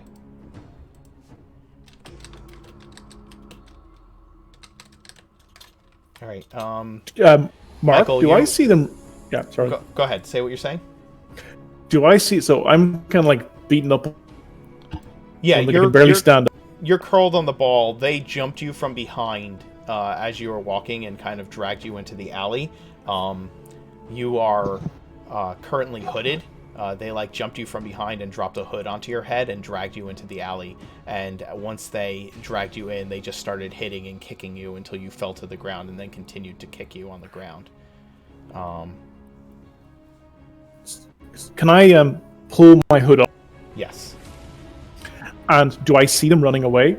Yeah, they are running down the alley as like they're not really running, they're kind of limping down the alley with the ones that are healthy like carrying along the ones that are badly wounded.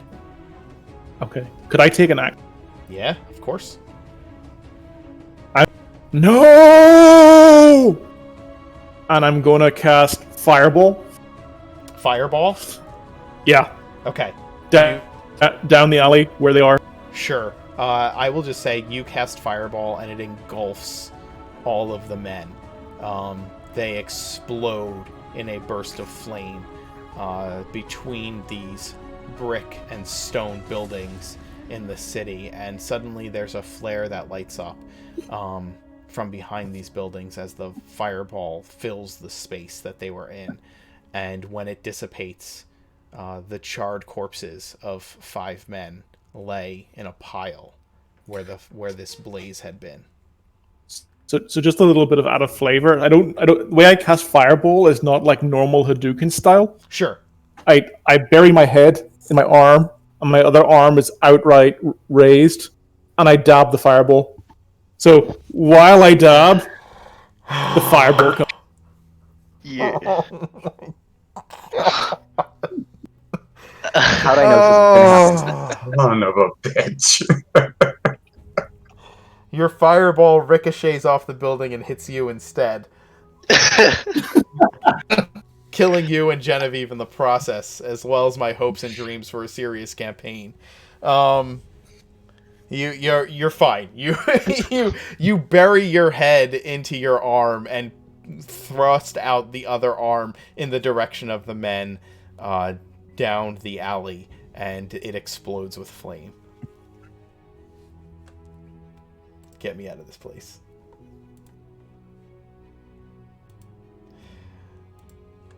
You okay? Did they hurt you?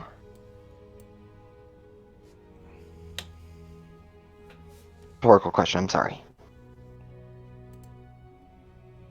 I believe that she's asking you, sir. Michael. Yeah, I know. I'm answering. I'm kind of like, I'm dazed and confused a bit, so I've just got my shit. Kind of like, I don't know if it's just me, but I'm hearing nothing from Michael almost. Yeah, Or you're from- breaking up a Seth. lot. You're breaking up a lot. Okay, I'll come back on. Give me 2 seconds. Yep, no worries. Apparently nobody's internet wants to hold up. Can you hear me now? I can hear you now. You also have inspiration. That was Oh a good one. wow, inspiration, cool. Yep. Yeah, so I'm basically like I sit up and I'm like, hi. Let me help you up. You've got really red hair.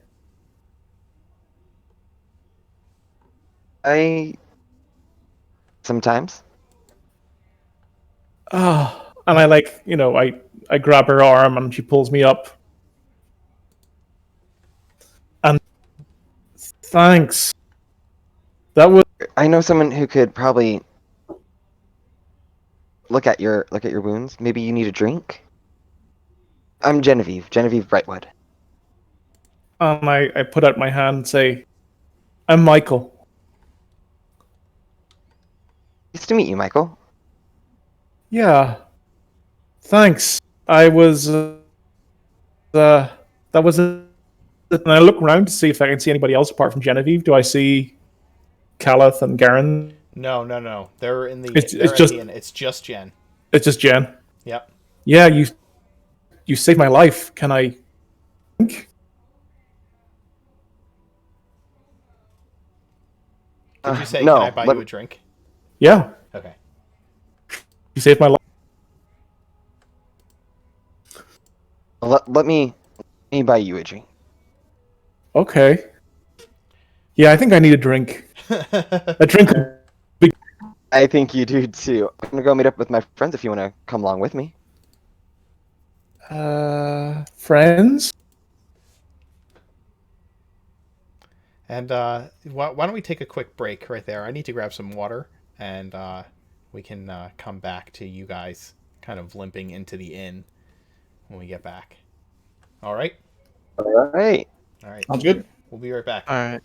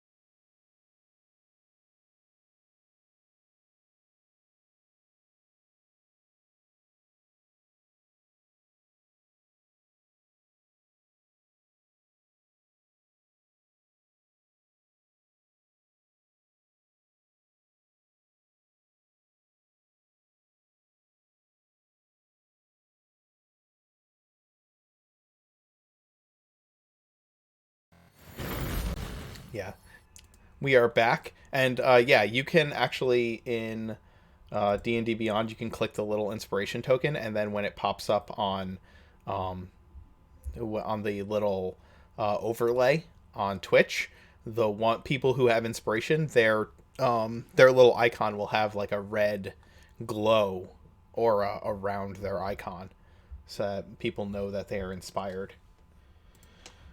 Yep. Yep. You don't see what? It'll take a second, but it'll do it.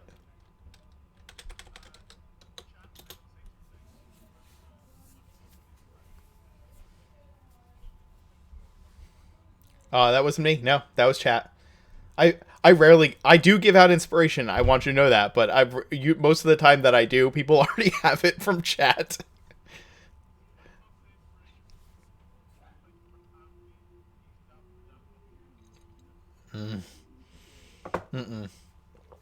Oh my god.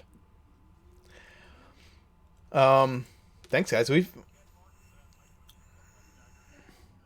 Okay, that's fair. Hold on. People are having trouble hearing you guys. I'm so sorry. Go ahead, Steven, go ahead and say what you said again. I'm so sorry, but the audio wasn't on. I'm really bad at streaming. I'm so sorry. I'm a terrible streamer. Two things, chat. One, can't even talk today. One, thank you. And two, please dab. He hears your dabs. Jeez, dab for the dab god. Genevieve slowly inserts the rapier into Michael's side. Called it. Called it. And in any event, Steven, you said that you would have picked up the dagger before heading out of the alley. Okay. Yeah. Good night, Nora. Thank you for hanging out. Yeah. Cheers, man. Also, chat, I want to thank everybody in chat because we have been up above like 14, 15 viewers the entire evening, and that is really awesome. So thank you again for being here and checking us out. In any event, you head into the Azure Wand. Dude's gifting subs left and right. Thank you. Thank you, dude. Thank you, Dark David. Dreamer. Yeah, Awesome, man. That's David. He's in the Tuesday game. He's awesome. So, you head into the inn. And you, would you guys have a table in the inn? Yeah, I would have grabbed one. Okay. You, Genevieve, you walk into the inn and you see, Garen, Calith, and Felix hanging out at a table in the common room.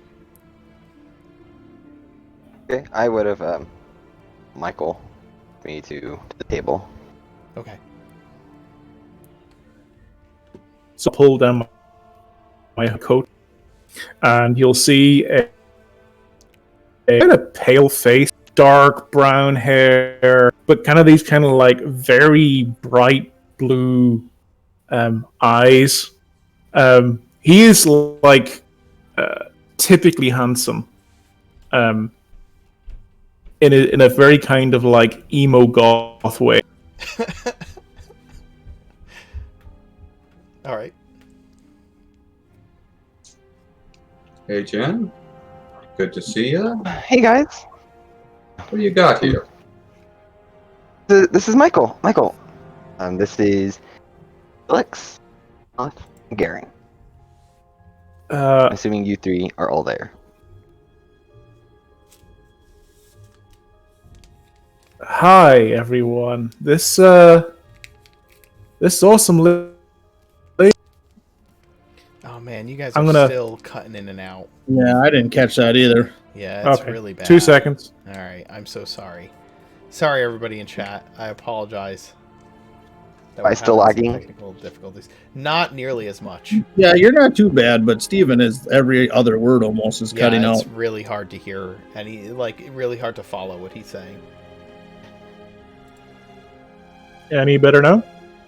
For the moment, so far, Okay. so good. Yeah, I'm gonna say, yeah, this lady, she saved my ass, and I owe her a drink to say thank you. Can I get you guys a drink? Yeah, she has a tendency to do that. Yeah, I wouldn't say no to a drink. Mm, Neither would I. Unfortunately, that's not my style, but thank you for the offer. Okay, and then I'll walk to the bar by myself. Okay. Okay. While he's gone, guys, I had totally found something at the bottom of my pack. I had totally forgotten about. Sorry about. We did find some stuff in Nearmore. I'm going to hand out 17 gold and 57 silver to everyone. And then I put down 2 potions. And we have a couple potions of greater healing. Put down the locket. And a silver locket to sell off. Wait. Before we sell that, hold on 1 second. And I cast Detect Magic, just to make certain. How much silver did you say? 57. Jesus, okay. So 17 and 5, 7. Yep. Okay. Let me look at my notes here. Why didn't you just say 19 and or 21 Yeah, and or 19 gold and 7 silver.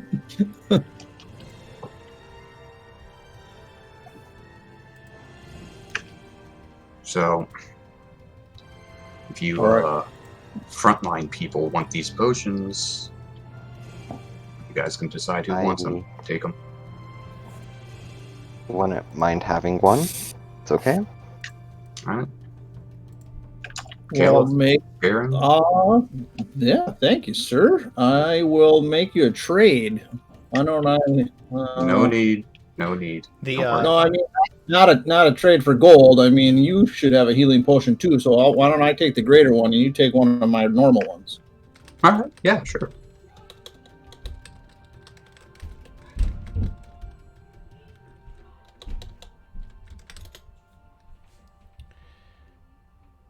How are you guys settling into the room?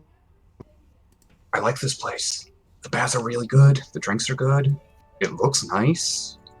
This is honestly my parents' place. Parents have a tavern? My dad owns one. Brother runs it now. Dad's retired. Why do you think I was serving bar back in Anchor? I know how Makes to do sense. Just found out my dad's captain. that. Cool. Oh, And he also mentioned job, and I think he's right. I just saved this guy from some cultists.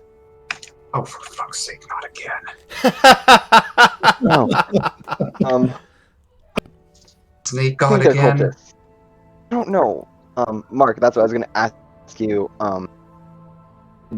Sound the speech pattern, did it sound like the snake cultist people, like the priestess that when she spoke? No, they sounded very the way they spoke was very proper.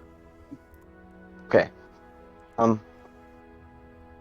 Felix, no, I don't think it's the serpent people. They had masks, metal masks on with horns. and you said your father's looking for these people, or he just said he needs help in general? That said that if we're interested, there's a job. Really, he just said that the town's getting worse. They need some muscle. Felix. I'm wondering if it's. Oh, I'm sorry. Continue. I was just gonna finish. I wonder if it's about these people. Well, I definitely would be interested in helping. If we're going to do that, we could obviously tell your father about these people and see if that's what he meant. I was gonna report it to him when I saw him later. But if we're interested, I need to take you somewhere in the morning. What's my past with Twiland Hill? Am I on the wrong side of the law with Twiland Hill as well? No, I don't think so. You're more like coastal, right? You were a smuggler. Yeah. So yeah, I'm this just asking isn't. 'cause This it's is on a farther major river. inland for you. Um, Okay. Felix, there is a magical aura on the amulet you have. Ooh. Okay, guys, we're not selling this thing.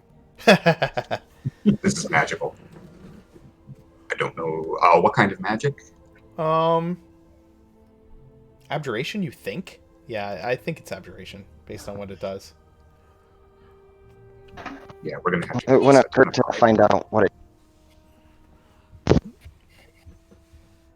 It won't take you long to. You have identify, Felix.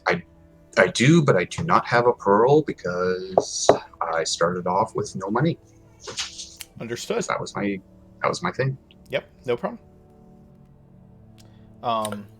Michael, by now, the attractive young halfling behind the bar has gathered the drinks that you purchased for your savior and her fellows, and you bring them back to the table for everyone. Thanks, Cool. Mike. Thank you, guys. And thank you, Genevieve. It's no problem. Seemed like you needed help, and I was there to the help. She's kind of the hero type. Yeah, she's pulled our bacon out of the fire several times now. Yeah. Where have all the good men gone, and where are all the gods?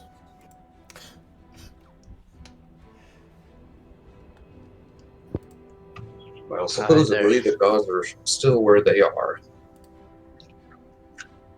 I agree with that. Where have the gods gone? They have forsaken this world. I think all of them have.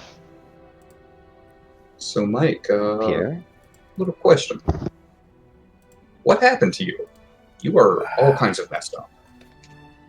Yeah, you and me both. Let's say I bumped into some people who don't like Who don't what? who don't like. Can you hear me? No. After the first word, you're cutting out again. I'm sorry. That's. I'll try to use. I'll try to use my phone. I'll be back in a minute. I'm so sorry. So streaming's been a pain in the butt tonight, huh? Yeah, it happens. Yeah, it does. Technology. I can't control people's internets. Unfortunately. It is unfortunate. Not a technopath? What? I wish I was. I wish I could just make everybody's internets better. In the meantime, yeah, thanks for all the people representing all the streams. You got Tuesday in there, we got one from Monday. Like Tuesday's invading the whole place. And one from Friday. Bookist is in here. Thank you guys. Anybody who's not in a stream hanging out tonight?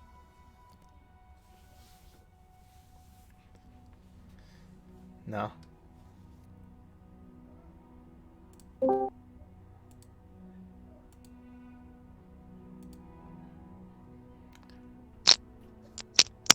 Invading everywhere. Guys, can you hear me now? We can. You're a little low, but we can hear you. Yeah. Okay. Is it the quality better? I think so. Can you Yeah, the increase your quality volume better. somehow? I don't know if you can. I will try. Okay.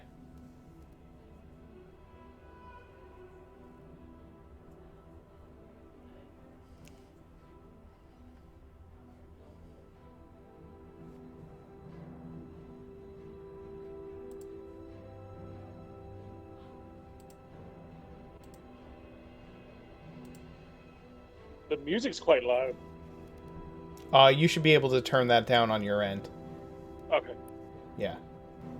Is it loud for anybody else? Chat, is the music louder than our voices, or is it good?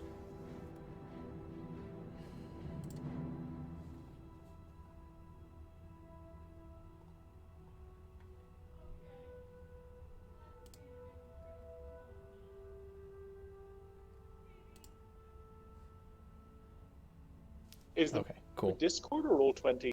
It's in Discord. It's the Groovy bot. You can. Got it. Yep.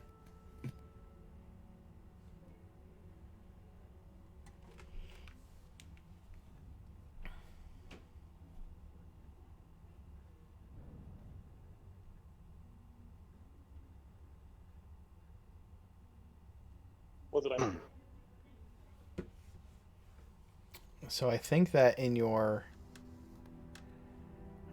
if you go into Discord and you go into your settings, you can. If you just right-click right on Groovy's name, there's a user volume Yeah. slider. I was I've got looking to see if there was a way to increase his volume, his microphone output. You can you go to settings, app settings, it's in volume, gives you the input and output of your set and whatnot. Yeah, my output's at full. I'm on my phone, so it might be a Okay. little bit low. I'm Okay. using my phone internet instead of. all white. Yeah. I've got your volume turned all the way up as well, so we will do what we can do. So you were saying about the gentleman who jumped you. Oh yeah, I'll just say that. Yeah, they don't like my type. Who were they? Can I be honest? Kind of a long story, and I know you, Genevieve, saved my life, but it's not a kind of thing I really want to talk about with.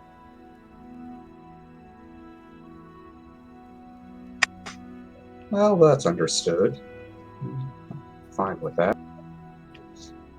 DMs. No offense. No, not an offense. DM, since it's still going, is there any magic aura coming from this guy, since I got Detect Magic going still? Yeah, there's probably a bit of a magic aura hovering about him. You could assume he's a spellcaster of some kind. Okay. Just curious. There's a magic aura coming off that dagger, too. Ooh. Hey, Michael? You might want to be careful with that dagger there. That, has a bit of magic coming off of it. Just in case you didn't know. What does the necklace look like? All I had written down was silver locket. Yeah. What's a locket? Well, it's you grabbed it in haste, right? You were clearing out. Oh yeah. You were clearing out the temple, or the below the Elder's Hall, right? That's where you found it when you were digging through all that that's right. stuff. Okay. Yeah. Yeah, it's a silver necklace, and as you kind of turn over the centerpiece, it has like arcane symbols etched into one side of it. Or you think they're arcane symbols. They're not something you necessarily are familiar with. You don't mind, can I wear it? If you want to find out what it does, don't know if it's cursed or not, but go ahead and try. Yeah, we did when Garen just chugged the potion. It turned out to be poison. I don't know if we should just be throwing on random magical items till we know what it is. But that would be your choice.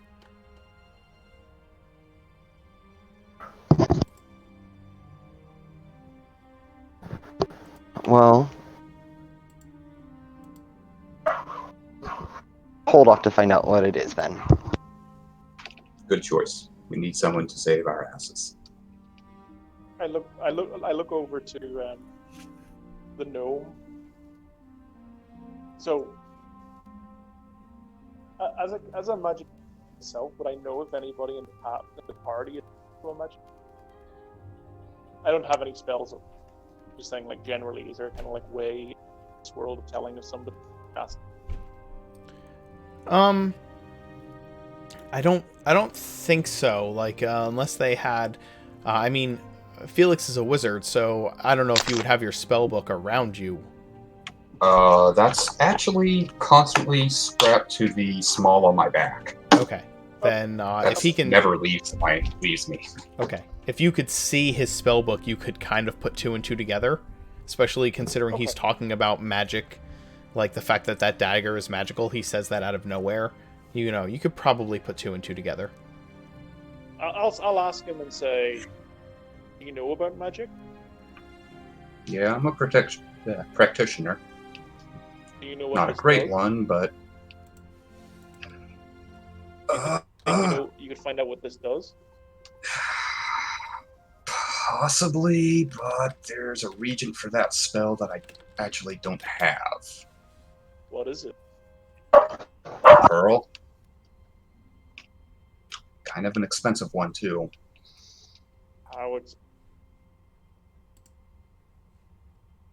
You what? How expensive? 100 gold. 100 gold? Yep. I throw a small pouch at Felix. Here's 50. Whoa, whoa, whoa. Wow. You sure? Was there anyone? Your father's a captain. Does he have anyone under his command that you think that would be able to identify it for us? I'm not sure. You know, with this new posting, I don't know who his hand is. If you want to hold off, we can wait. But Felix, I have 50 gold if we have to buy it. Just keep your money for now. How about that? If you can find a pearl, I'll happily do 50 gold.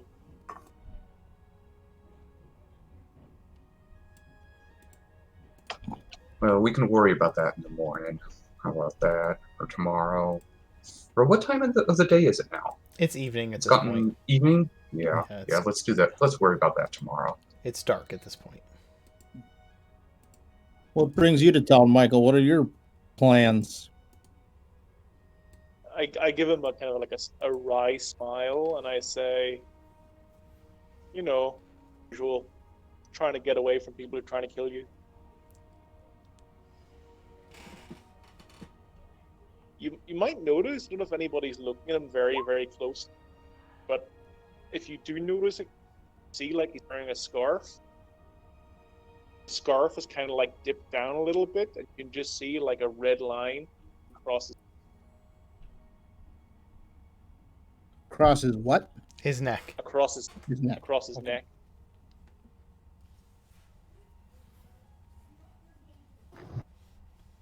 Like an old scar or a Yeah, it's a old. hangman's mark, or okay.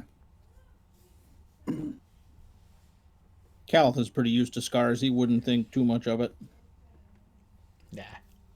Garen wouldn't care much about scars. He's got his own. Yes, he does. Gotta get it inlaid with gold. Nice. Not yet though. I need that money. Speaking of money, Garen, do we think about finding a job while we're here?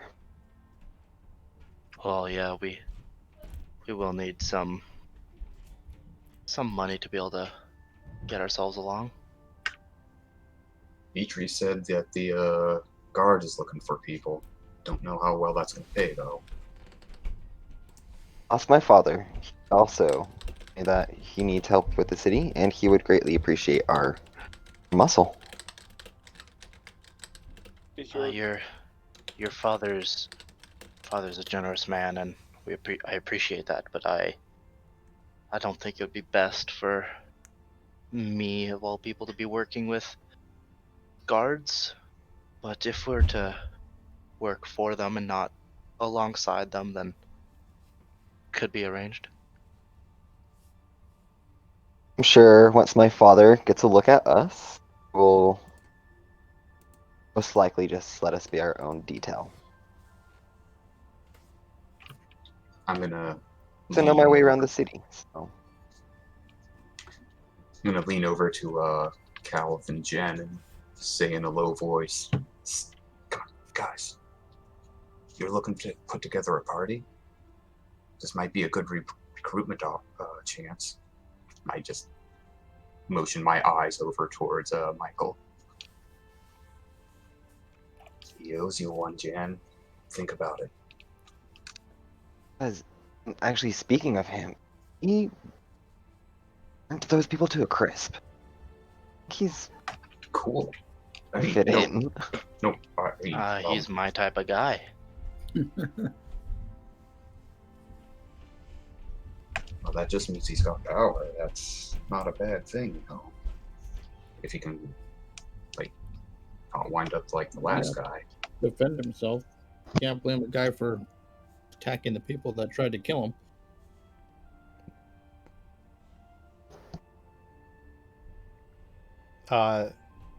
But you're the face, Genevieve. So I'm so sorry. I missed that. you missed me or you missed Mark. I missed both of you. Sorry, I was dealing with the dog. Oh, that's fine. Brad, you go I ahead. just said that you're the kind of face of our group. So if you wanted to talk to him about it, Oh, Michael. Any plans? I kind of give her like a wry smile and say, "Are you asking me out?"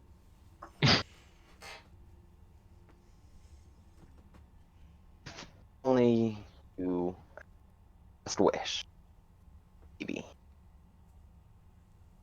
Could I? No, I'm not asking you out. Am I buddies? I'm just looking for some extra help. Kind of. And from your situation, looks like you need the help. I kind of like chuckle and I say, "Well, I'm in trouble. You look like a kind of group that's also in trouble. Am I wrong? What am I dealing with?" That discussion will need to involve all of us. Shall we? I look around the group. Shall we find it quiet? Guys, do you think we should go somewhere else to talk, or think this is okay? We've got rooms rented if you want. Okay, I'm willing to listen.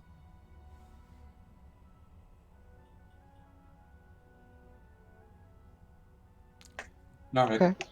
Let's use my room then. On your way up, Felix, do you stop at the bar and buy a bottle of something to take up to the rooms and tip Beatree a nice fat tip. She Yeah, I'm winks gonna, at you as she does. She grabs you the bottle. I'll give her a wink back. Thanks, Beatrix. We'll be back in a while.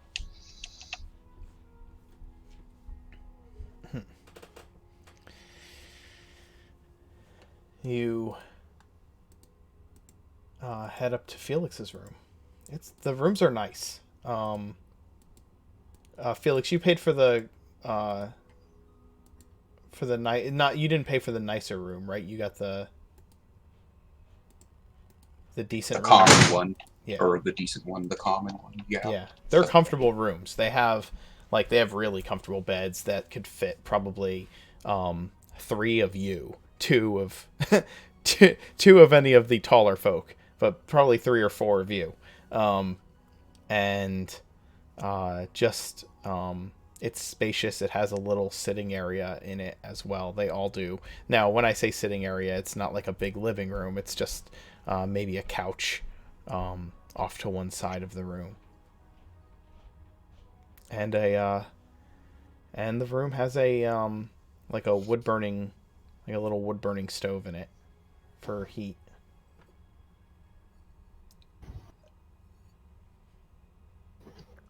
Not that you need it. It's a nice summer night.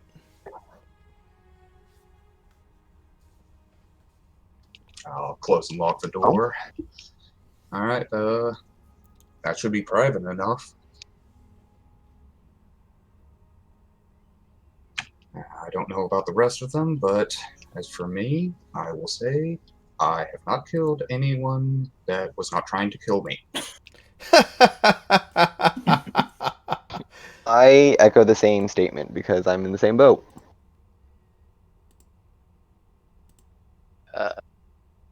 Garen sits at the back and just kind of doesn't exactly agree with that because he has killed a lot more than just who's trying to kill him.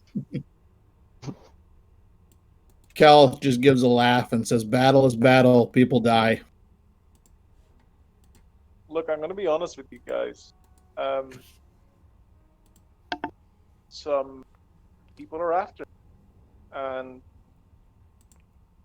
if I'm with you, they're going to be after you. I'm Well, sure we could handle ourselves. yeah, we've been in some pretty sticky situations.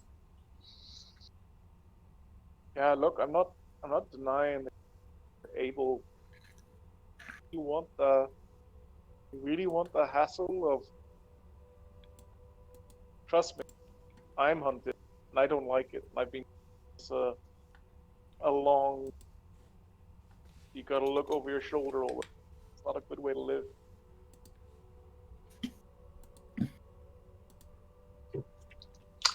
Well, you'll have to do a lot less of that if you've got some people to rely on. With friends, watch your back. There's no reason to keep eye open. They sleep. I look over to what I think looks like a robot, to Garen. I say, "You're very quiet over there. Why would you trust me? You don't know me." Who says I trust you? Good answer. Yeah, well, yeah, I think what we're really saying is we're willing to give you a chance. Garen's still sitting in the back, just against the wall, watching. Now, a drink is nice and all, but I don't think it really pays a life debt. Oh, you're calling it in, are you? I mean, if you're willing to put in the work, we will give protection, earn money, gain I know you don't. a friendship. Well, I'll tell you what. I'll work for 1 month free, and Won't work for free. yeah, I think that's about the cost of my life. And after a month, if I want to go, and I want to walk, you let me walk. Like a deal to me. 6 plus. Earn. Sounds You're- fair. Sounds fair. I know you don't want to get into the nitty gritty details, which I can understand, but you say people are hunting you. Can you at least give us some kind of hint what we might be dealing with? Have you ever been to Raven?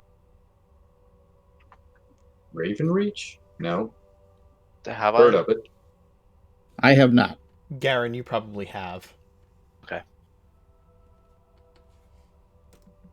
Upon I hearing thought- this, I'm gonna kind of perk up and pay attention. Does the dagger have the horn symbol on it, Mark? No, it only has symbols of. It has both the holy symbol of Thondra and of Orad, one on each side of the hilt. But I know who my attackers are, right? You've Yeah. gathered enough information. Tell me if I'm going off track here. But I throw the dagger on like the bed, and I say, "There's a group of Raven, old family, old pre-Empire stuff, and they don't like certain types of."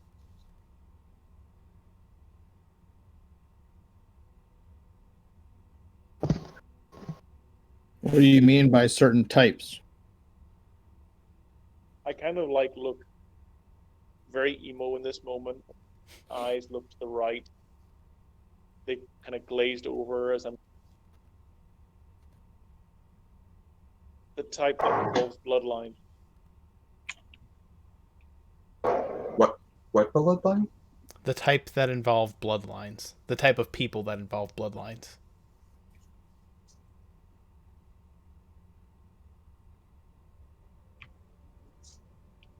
I'm not really sure what that's supposed to mean, but okay. How do you use your magic? Where did you learn it? I was born with it.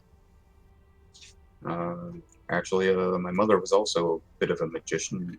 She gave me enough lessons to get started on my own. You had lessons, right? Yeah, of a sort. Books. Yeah. A lot of reading in my youth. Well, Yeah. most of my life, actually. That didn't happen. I found out I could. You found out I what? found out. Oh, am I cutting out again? Yeah. Might as well stick to the computer, because at least then your volume's up. Okay, I'll come back. I'm Bye-bye. so sorry. Sorry, man. Sorry, guys. It's okay. Sorry, chat. Love when a roleplay heavy session is being bombarded with, connection issues.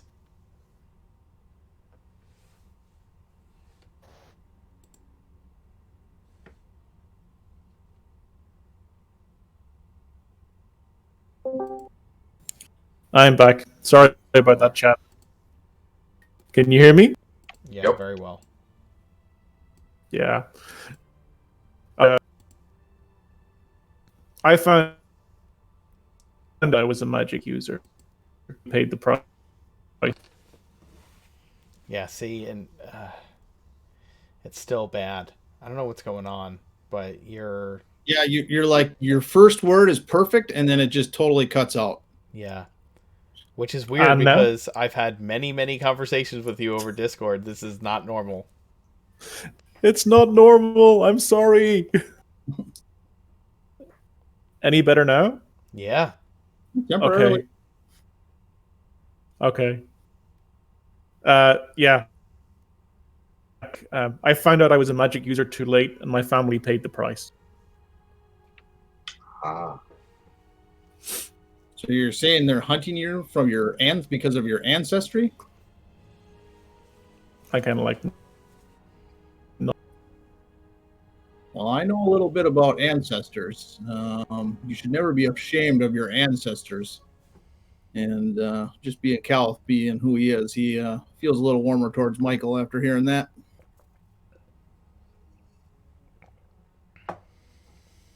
I smile.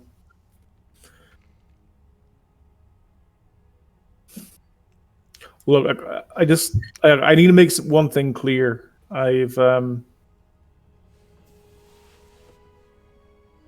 There's one thing that I don't talk, and family. I'd appreciate it if you don't mention it. I can do that, I think.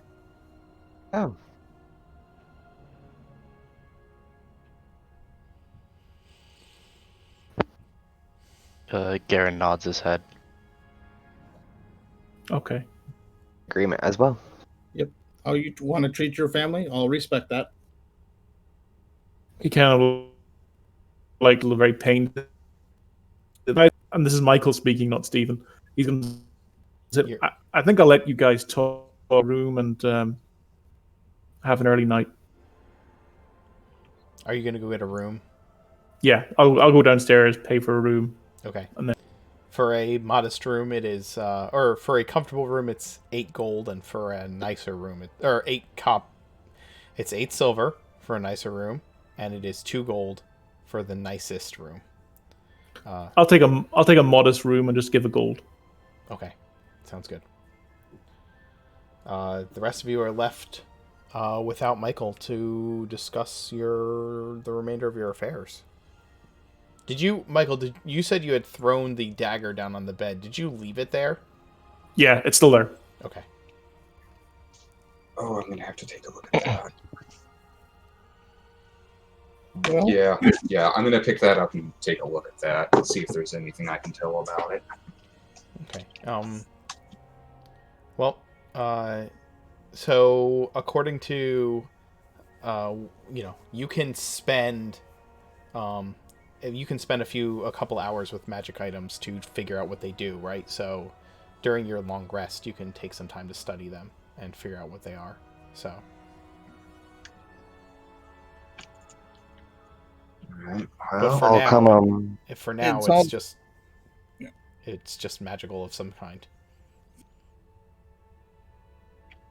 I think if we are, so we're going to meet Genevieve's father tomorrow and see what he wants us to do. That should give us a good chance to evaluate Michael. I'll swing by in the morning and grab you guys. alright. Hey, Genevieve. So how did the meeting with the folks go? It was great. They're doing well. It's same old. Brother's not in town, thankfully. So Oh, then that's he'd good. always want to try to one up. We always have to one up each other. So A little competition just makes you better. exactly.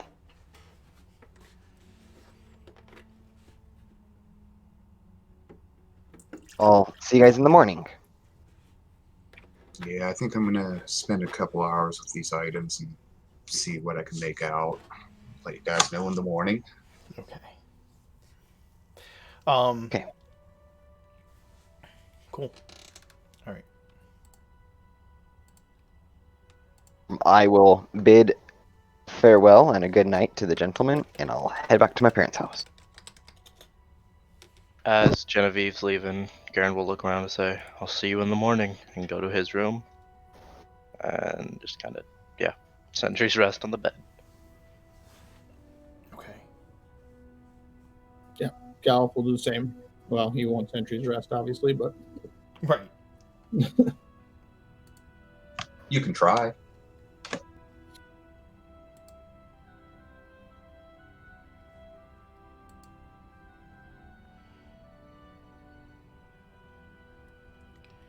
Um.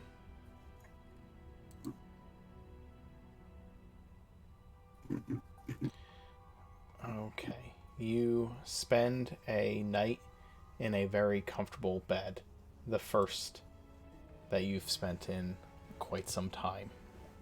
No longer on the road. It feels good to be somewhere safe and indoors and comfortable.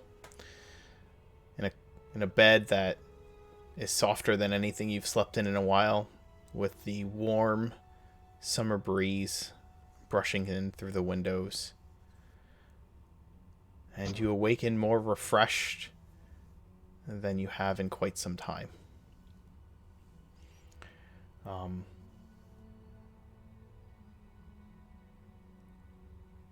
Felix, the dagger is ornate. It is engraved with the holy symbols that I had expressed before. It is in game terms, it is a +1 vicious dagger. Oof. Oh, Cool. So when you roll a natural 20 with the dagger, it deals an additional 7 points of the dagger's weapon damage. oh. The amulet is an amulet of proof against detection.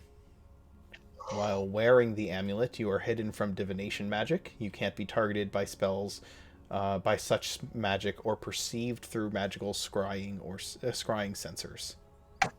Oh, sorry guys. It does require attunement. I should have Yeah. taken it. Felix isn't giving that up.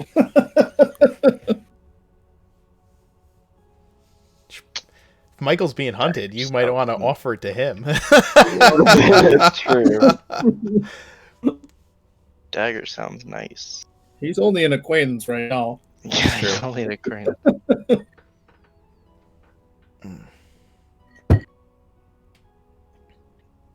In the morning, I'm actually gonna wake up and just spend like an extra 5-10 minutes laying in bed, nice and comfortable and warm, and thinking, "Oh, civilization, I hate you so much." Then I'll finally get up and go down for breakfast. Sure. Caliph wakes up and he is rested, but the bed is actually a little too comfortable for his tastes. He like throws the blanket and the pillows on the floor and sleeps on the floor in his room. Yep. I can see that. That is so Caliph. Yes. That's so Caliph. As soon as it's been 8 hours, doesn't even matter what time it is, Garen's gonna get up and go downstairs and kind of sit in a corner and just kind of wait, because not much to do. Sure. Aaron Shark? needs a hobby. Garen does need a hobby, yes. And I'm Yeah. trying to figure that out. Shark, can I ask you a meta question, but to do with the game, if that's okay? Yeah, sure. Is Garen Is a Garen, little? is Garen What? what? Is Garen different? Is it like he sounds quieter this session? So is there like, is he pondering something, or I'm there- trying to work on the voice. Oh. That's the biggest thing. Sorry. That's Um, fantastic. No, it wasn't a criticism. I was wondering if you were like playing the kind of something's He- affected you in some way, and you're being He is changing a bit, yes. But Okay. at the same time, I am trying to work on the voice. got it. As a suggestion, again, out of character, kind of talking shop a little bit. I don't want to do this too much, but as a suggestion, it might be a cool idea for Garen to pick up proficiency with a poisoner's kit. Yes, I actually have been thinking about that as well. Yeah. Something I do want to do. I think that just, would be you know, something they're expensive. along his... Yeah, absolutely. But I think that would be something along his lines as to what to do with his downtime, right? That might be an interesting thing. Yeah. In any event,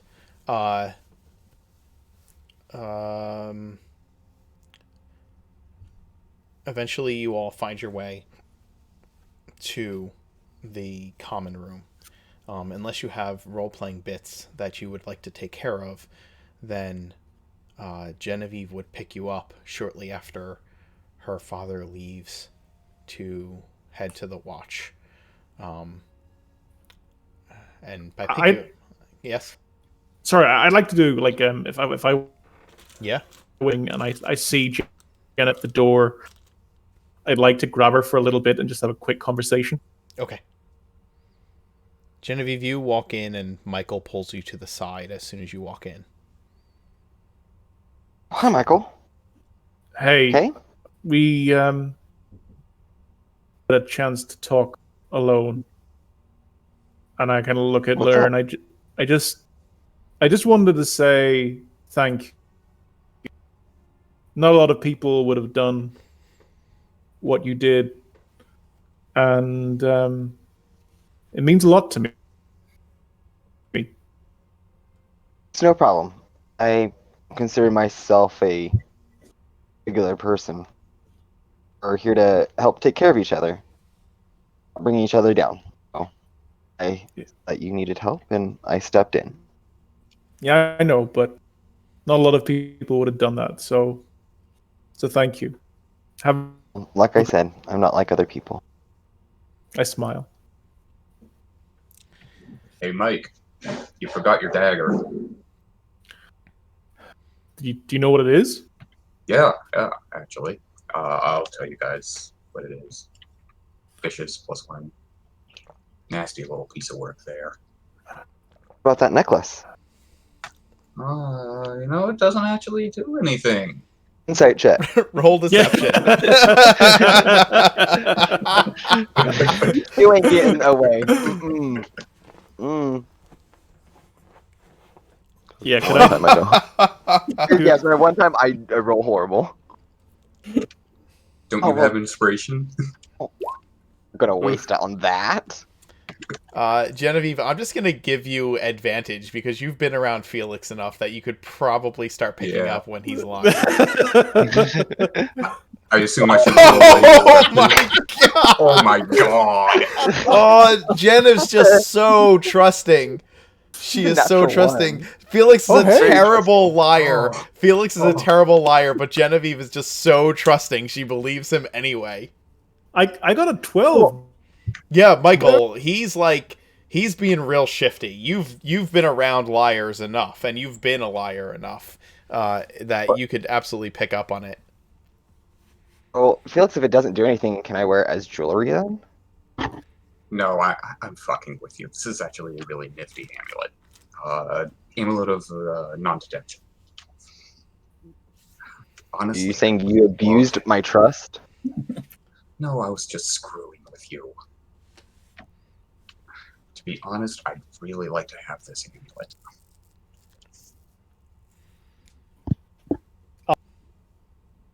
Say it again, Any Michael. objection? Michael. Oh, I don't know what you said, but if you could say it again. I said I'll trade with you. gave That'd me the have to dagger. be a group decision. Okay. I mean, what are you offering? I'm offering a dangerous dagger. Yeah, no. I look Well, to the. Felix, Is Garen You here? guys decide. Oh yeah, Garen's here. Uh, As soon Oh. as he hears that this is a nice dagger, Garen perks up. Yeah. He's like, "Oh, okay," but he's now disappointed that it was handed away. It's okay. I'll literally throw the. I'm not throwing the dagger at Garen. I'm throwing the dagger to. You like chuck it Uh, sideways, kind of. yeah. Yeah. It's in the Can I try sheath. to- Any. Right. Should I try to catch I'll it? s- Yeah. Go ahead and I'm just gonna say you catch it. He tosses it Okay. to you and you catch it out of the air. And I'll say, if you find anything that might help me better, let me know. Should we let him have the amulet? Well, you've given me this. I must pay you back eventually. I will keep my eye out. well, I know. we need to come to agreement if we're going to be a group about magical items. Why don't we You have a point. discuss? My idea is whoever needs it. I would Obviously, agree with that. I don't need it. I don't need it. Nothing to hide from. Felix, do you have someone to hide from? Not that I know of. It's just Maybe a turtle. I like to. Well, yeah, actually, that turtle. But Considering we almost had the whole Genevan army after us because of maybe when you read people's minds, would that protect you from that? no, it wouldn't actually. How You know what? easily you forget, Felix. One night in a soft bed and you forget all about the fact that you've almost died twice in the last week.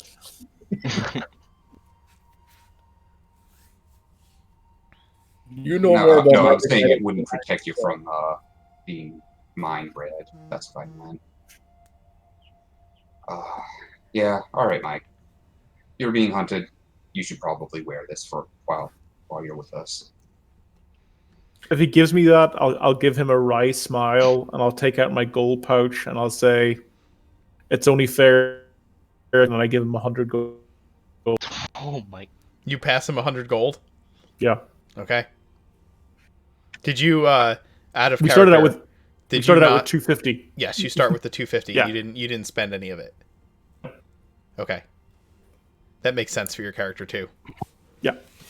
Upon seeing this, Garen is now going to re-eye Michael because he's underestimated him. Michael, describe the type of clothing you would be wearing. Wearing kind of like like an aviator coat, but if it was long. Is it, or what I should say is it of a good quality? You came from a... Yeah. Yeah, it's a very good quality material. You can see tailored to his fit. Tailored to his fit. Yeah. Okay. He has the Garen, you immediately pick up on the fact that he has the trappings of someone um who's had money at some point. Okay. Would I recognize this as well? Proficient in Weaver's tools and Yeah, you could definitely recognize the quality of his clothing. And again, like somebody who would just like so easily part with 100 gold, um it just hits you that these are clues and to the fact that he's maybe not um of maybe he's been of some means at some point. Upon pays no attention to his clothes. No, of course not. Other than upon he's seeing wearing the, too many.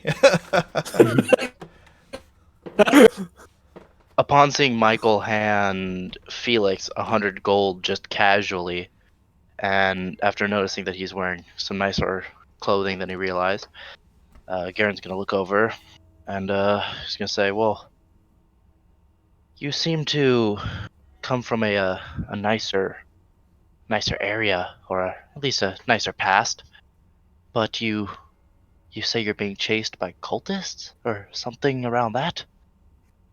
You must have done something much bigger than you're letting on." I'll look him straight in the eyes and I'll say, and like deadpan say, I did nothing. Make an insight check, Garen. He's not lying to you. He is God. completely serious when he says, I've done nothing. Garen's gonna look at him and say, "Again with this? Okay. Well, do you at least happen to know what these guys' names were, or where they came from? Because they seem to want you, or from wait, they seem to be after you." As I said, they're from Ravenreach. Old money, old ways. They're called the. And I look around to make sure nobody's listening. I think he always is.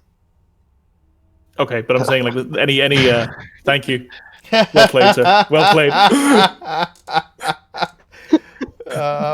Nobody's always listening. Yeah, he is. He is. Well, well played, Shark. Well played. And he'll just check and say they're called the Horned Order. Would I know anything about them? Would I have heard about them through my smuggler's contacts? I'm gonna say probably not. Okay. The Horned Order, you said? Yeah. All right. Garen's gonna look at him, say, "Well, you're with us now, and if they come after you, well, I guess they'll have a bigger fight this time. We'll keep you in good hands as long as you're with us." I nod my head quietly.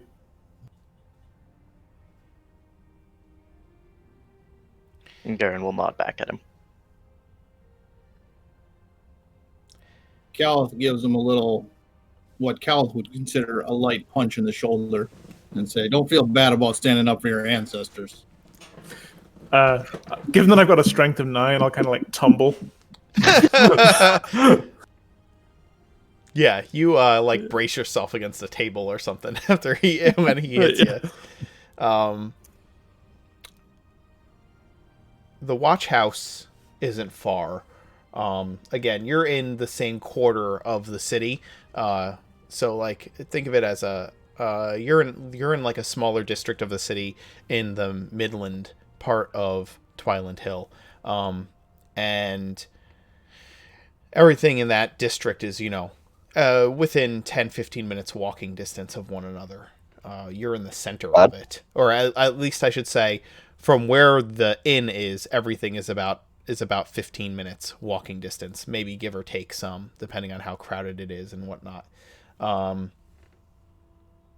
You reach the watch house, which is it was once like a tall watchtower built into the middle of this plateau, kind of on a hill, and you do like move up a hill as you approach it. Now it is not comparatively, it is not as tall as it once would have appeared to be. Many of the other buildings in this area have caught up to at least a portion of its height. But it can still see over most of Midland from the top of it. When you reach it, you see many men coming to and from the building or on its crenellations, all wearing the heavy leather jacket with the city watch's crest emblazoned on the shoulder and on the breast of it.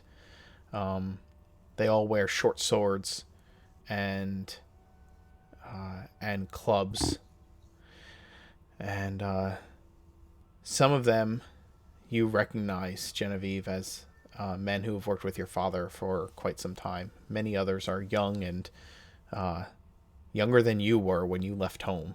In fact, there's some people that look, at least by your judgment, that maybe they're 16 or so. And you make your way in and find your father. Lander Brightwood is, as she described, a tall man with dark but balding hair. He's much more stoic when he's in his watchtower, and several others are reporting to him, and when he sees Genevieve, though, he works hard to hide the big smile that he cracks at the presence of his daughter. And as he sees the ragtag bunch she rolls in with, he kind of sighs.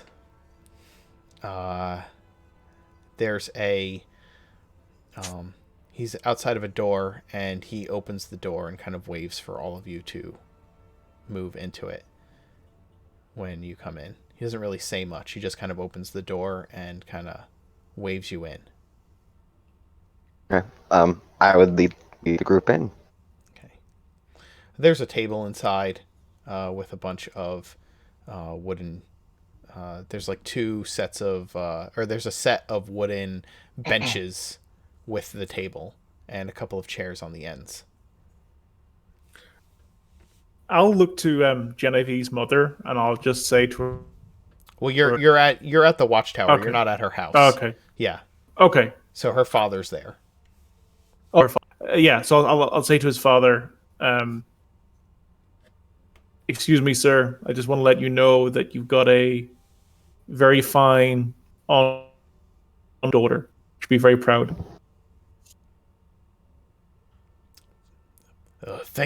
Thank you very much, sir. And you kind of go into the room, and he shuts the door. Have you all known each other long? About a month now? Yeah, something like that, roughly. Mm-hmm. My name is Captain Brightwood. Lander. But you can call me Captain. For now. It's Captain. He smirks at you. And I giggle a little bit.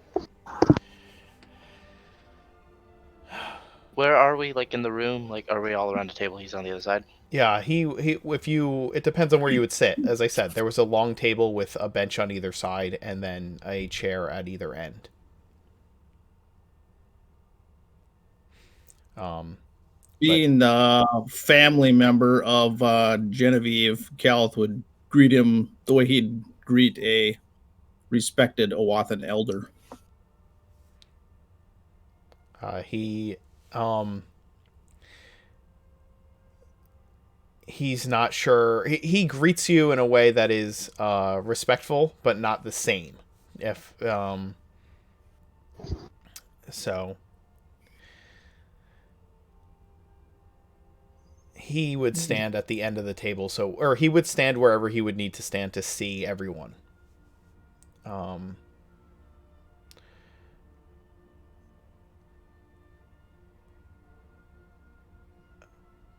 Garen would kind of look up at him, say, "It's a pleasure to meet you, sir.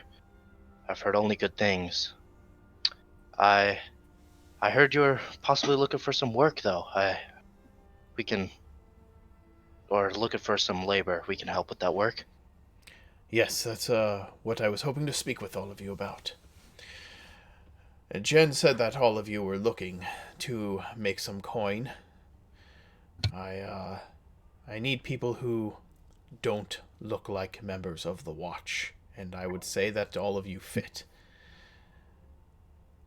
My men are stretched thin right now in this part of town. We've had a lot of violence. It is hidden right now with the festival going on, but things have been rather dodgy lately. Also,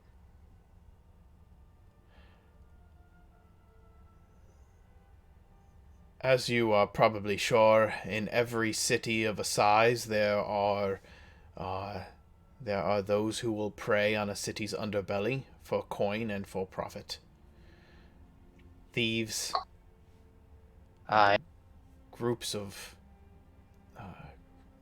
groups of gangs that will do what they can. Members of criminals of all sorts. Yes, I try not to look at Aaron.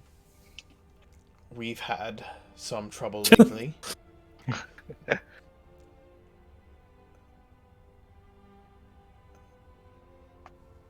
Trouble in the fact that some of the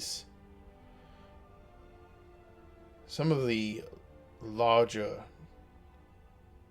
gangs have been preying upon some of the smaller ones. Some of the larger gangs have been preying upon some of the smaller ones. There's been violence in back alleys, and it's beginning to spill onto city streets. There are evenings that are quite violent, and my men cannot cover all of town. We could use some folk who would be willing to get involved. think we could help out with that, don't you? As I speak to the rest of the group. It's like a job we can handle. Probably. We believe that there is a specific group who is spurring on this kind of behavior. Some kind of a takeover of the smaller organizations, recruiting or killing those who will not join them. So you want to keep them fractured so that they're not as much of a problem? I want to keep my city from devolving into violence, at least this quarter of it that I am in charge of. I don't need gangs of thieves stabbing each other in the streets, endangering citizens. I think you'd say that that would be a worthy cause for a city watch captain, wouldn't you? Much so. Quite. And yes, consolidating power among criminals is never really a good thing for a city. They can put pressure where pressure should not be placed. They can begin to buy people and not simply take things. I don't want that happening under my watch.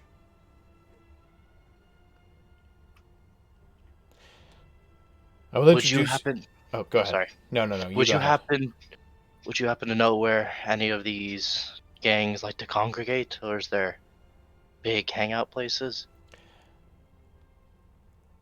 I was just going to say, I'm going to bring in my investigator on the matter. If you would like to pick his brain, and he could be your liaison between the watch and what's going on. A good source of information for you.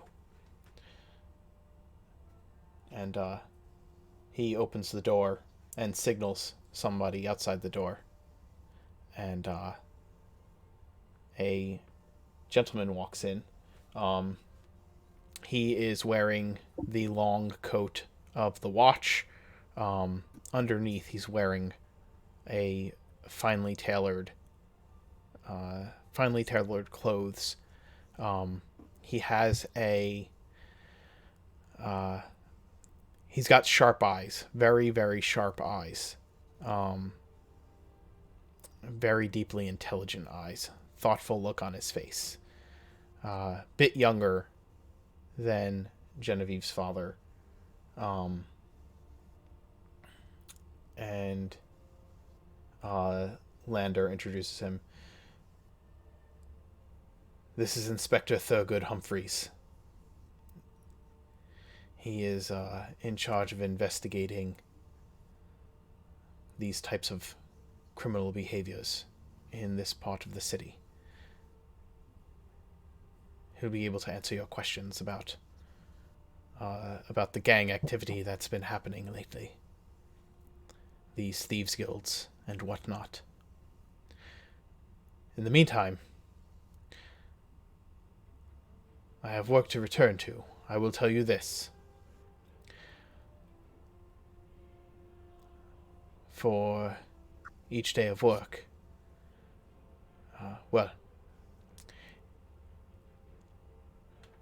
my hope is that you can put your ears to the ground, get involved, as it were, and should you be able to ferret out who it is that is causing this disruption, there would be quite a bit of pay in it for you.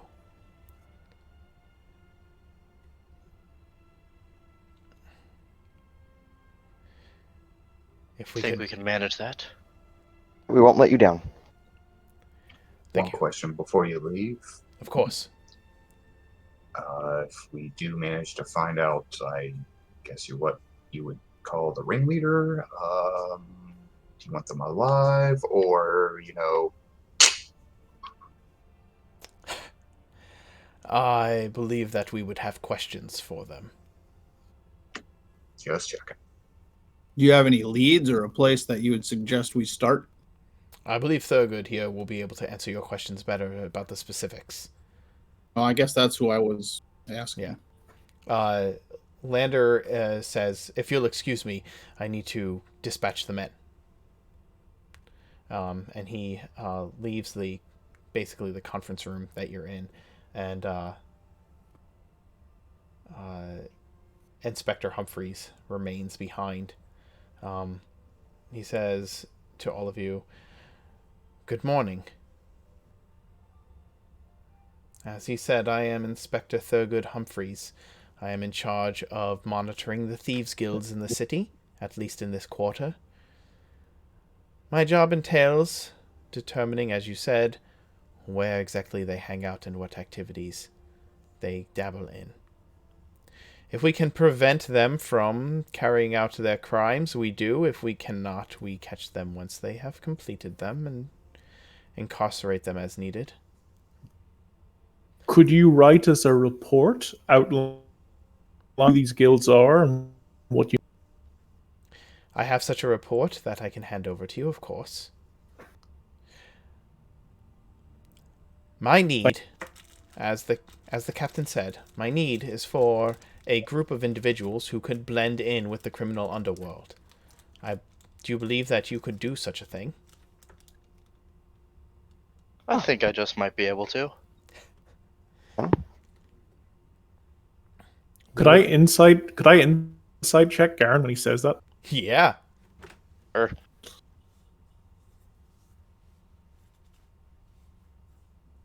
Yeah. I mean, I'm not lying. he seems fairly straightforward about what he's saying.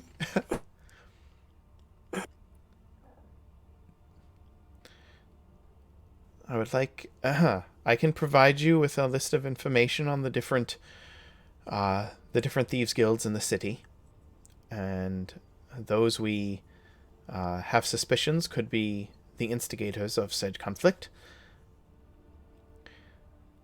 We will continue our efforts, and we hope that you could ferret out some information for us beyond what we would get from informants. Perhaps gain some trust.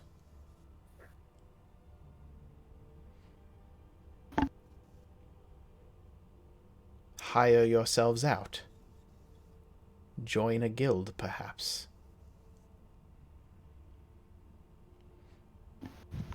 I think that can be arranged.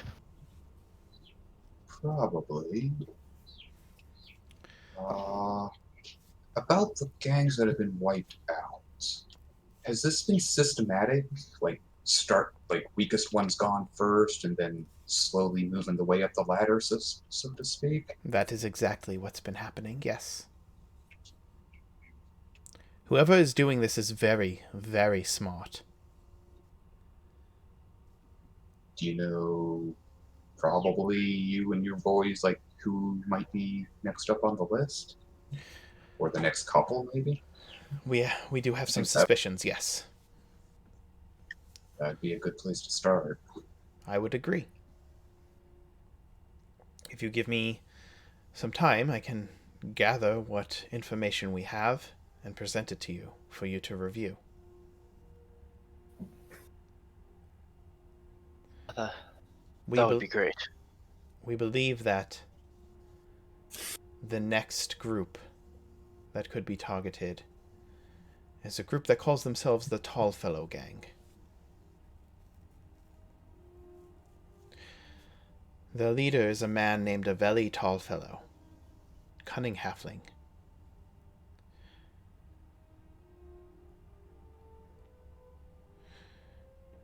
He has a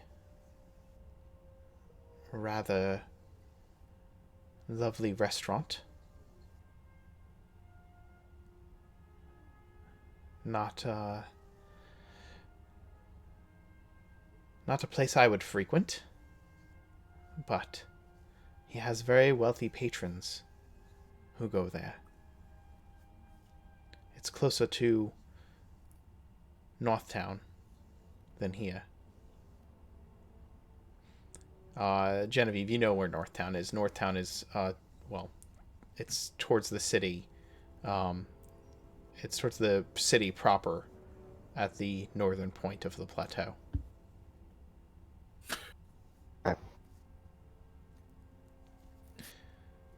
Can I look at I my... think that's where we. What's that? Can you look at what? I was going to give... When you said that it's like for wealthy patrons, I look at my party. Given that I look probably the wealthiest, do they look at all like they could... Like they could walk in and get a table? Yeah. Maybe Genevieve if she wasn't wearing armor. But Calith and Garen, I don't know. I'm For sure not, but I would say why wouldn't Garen be able to? Garen might be able to. In my past, I did have pretty decent money, and I do have gold inlay in me currently. Okay. So then, yeah, Garen could spruce himself physically up. in you. Well, in my skin, it looks. Do you have gold inlaid in your in my metalworkings on like my arm and my right chest and stuff. Exactly. Okay. Felix, I mean, sure, exoskeleton. I think if Calith would be the one that would have the most difficulty blending in, I would say.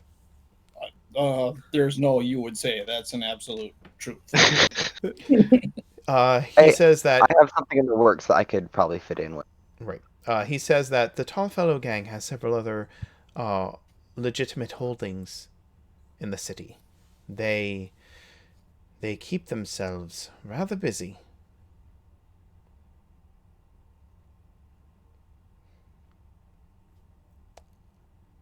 I will get you a full report on our suspicions, on the various gangs in the city, on the Tallfellow gang, and on what our suspicions are.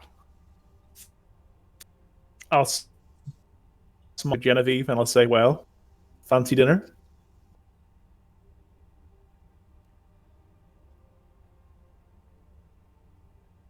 Genevieve? That's me. That's me. Yeah. So Michael just turned to you and said, "Fancy dinner." As soon as he said this, Garen will look up, kind of say, "Yeah, sounds good." Did he mean fancy? Oh no, I know what he meant.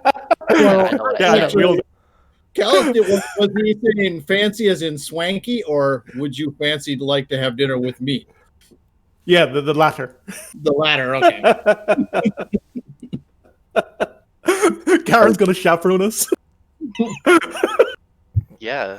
Genevieve will respond, as long as you keep my wine glass full, you could call it a date. Wow. Okay. I think we'll call that a night.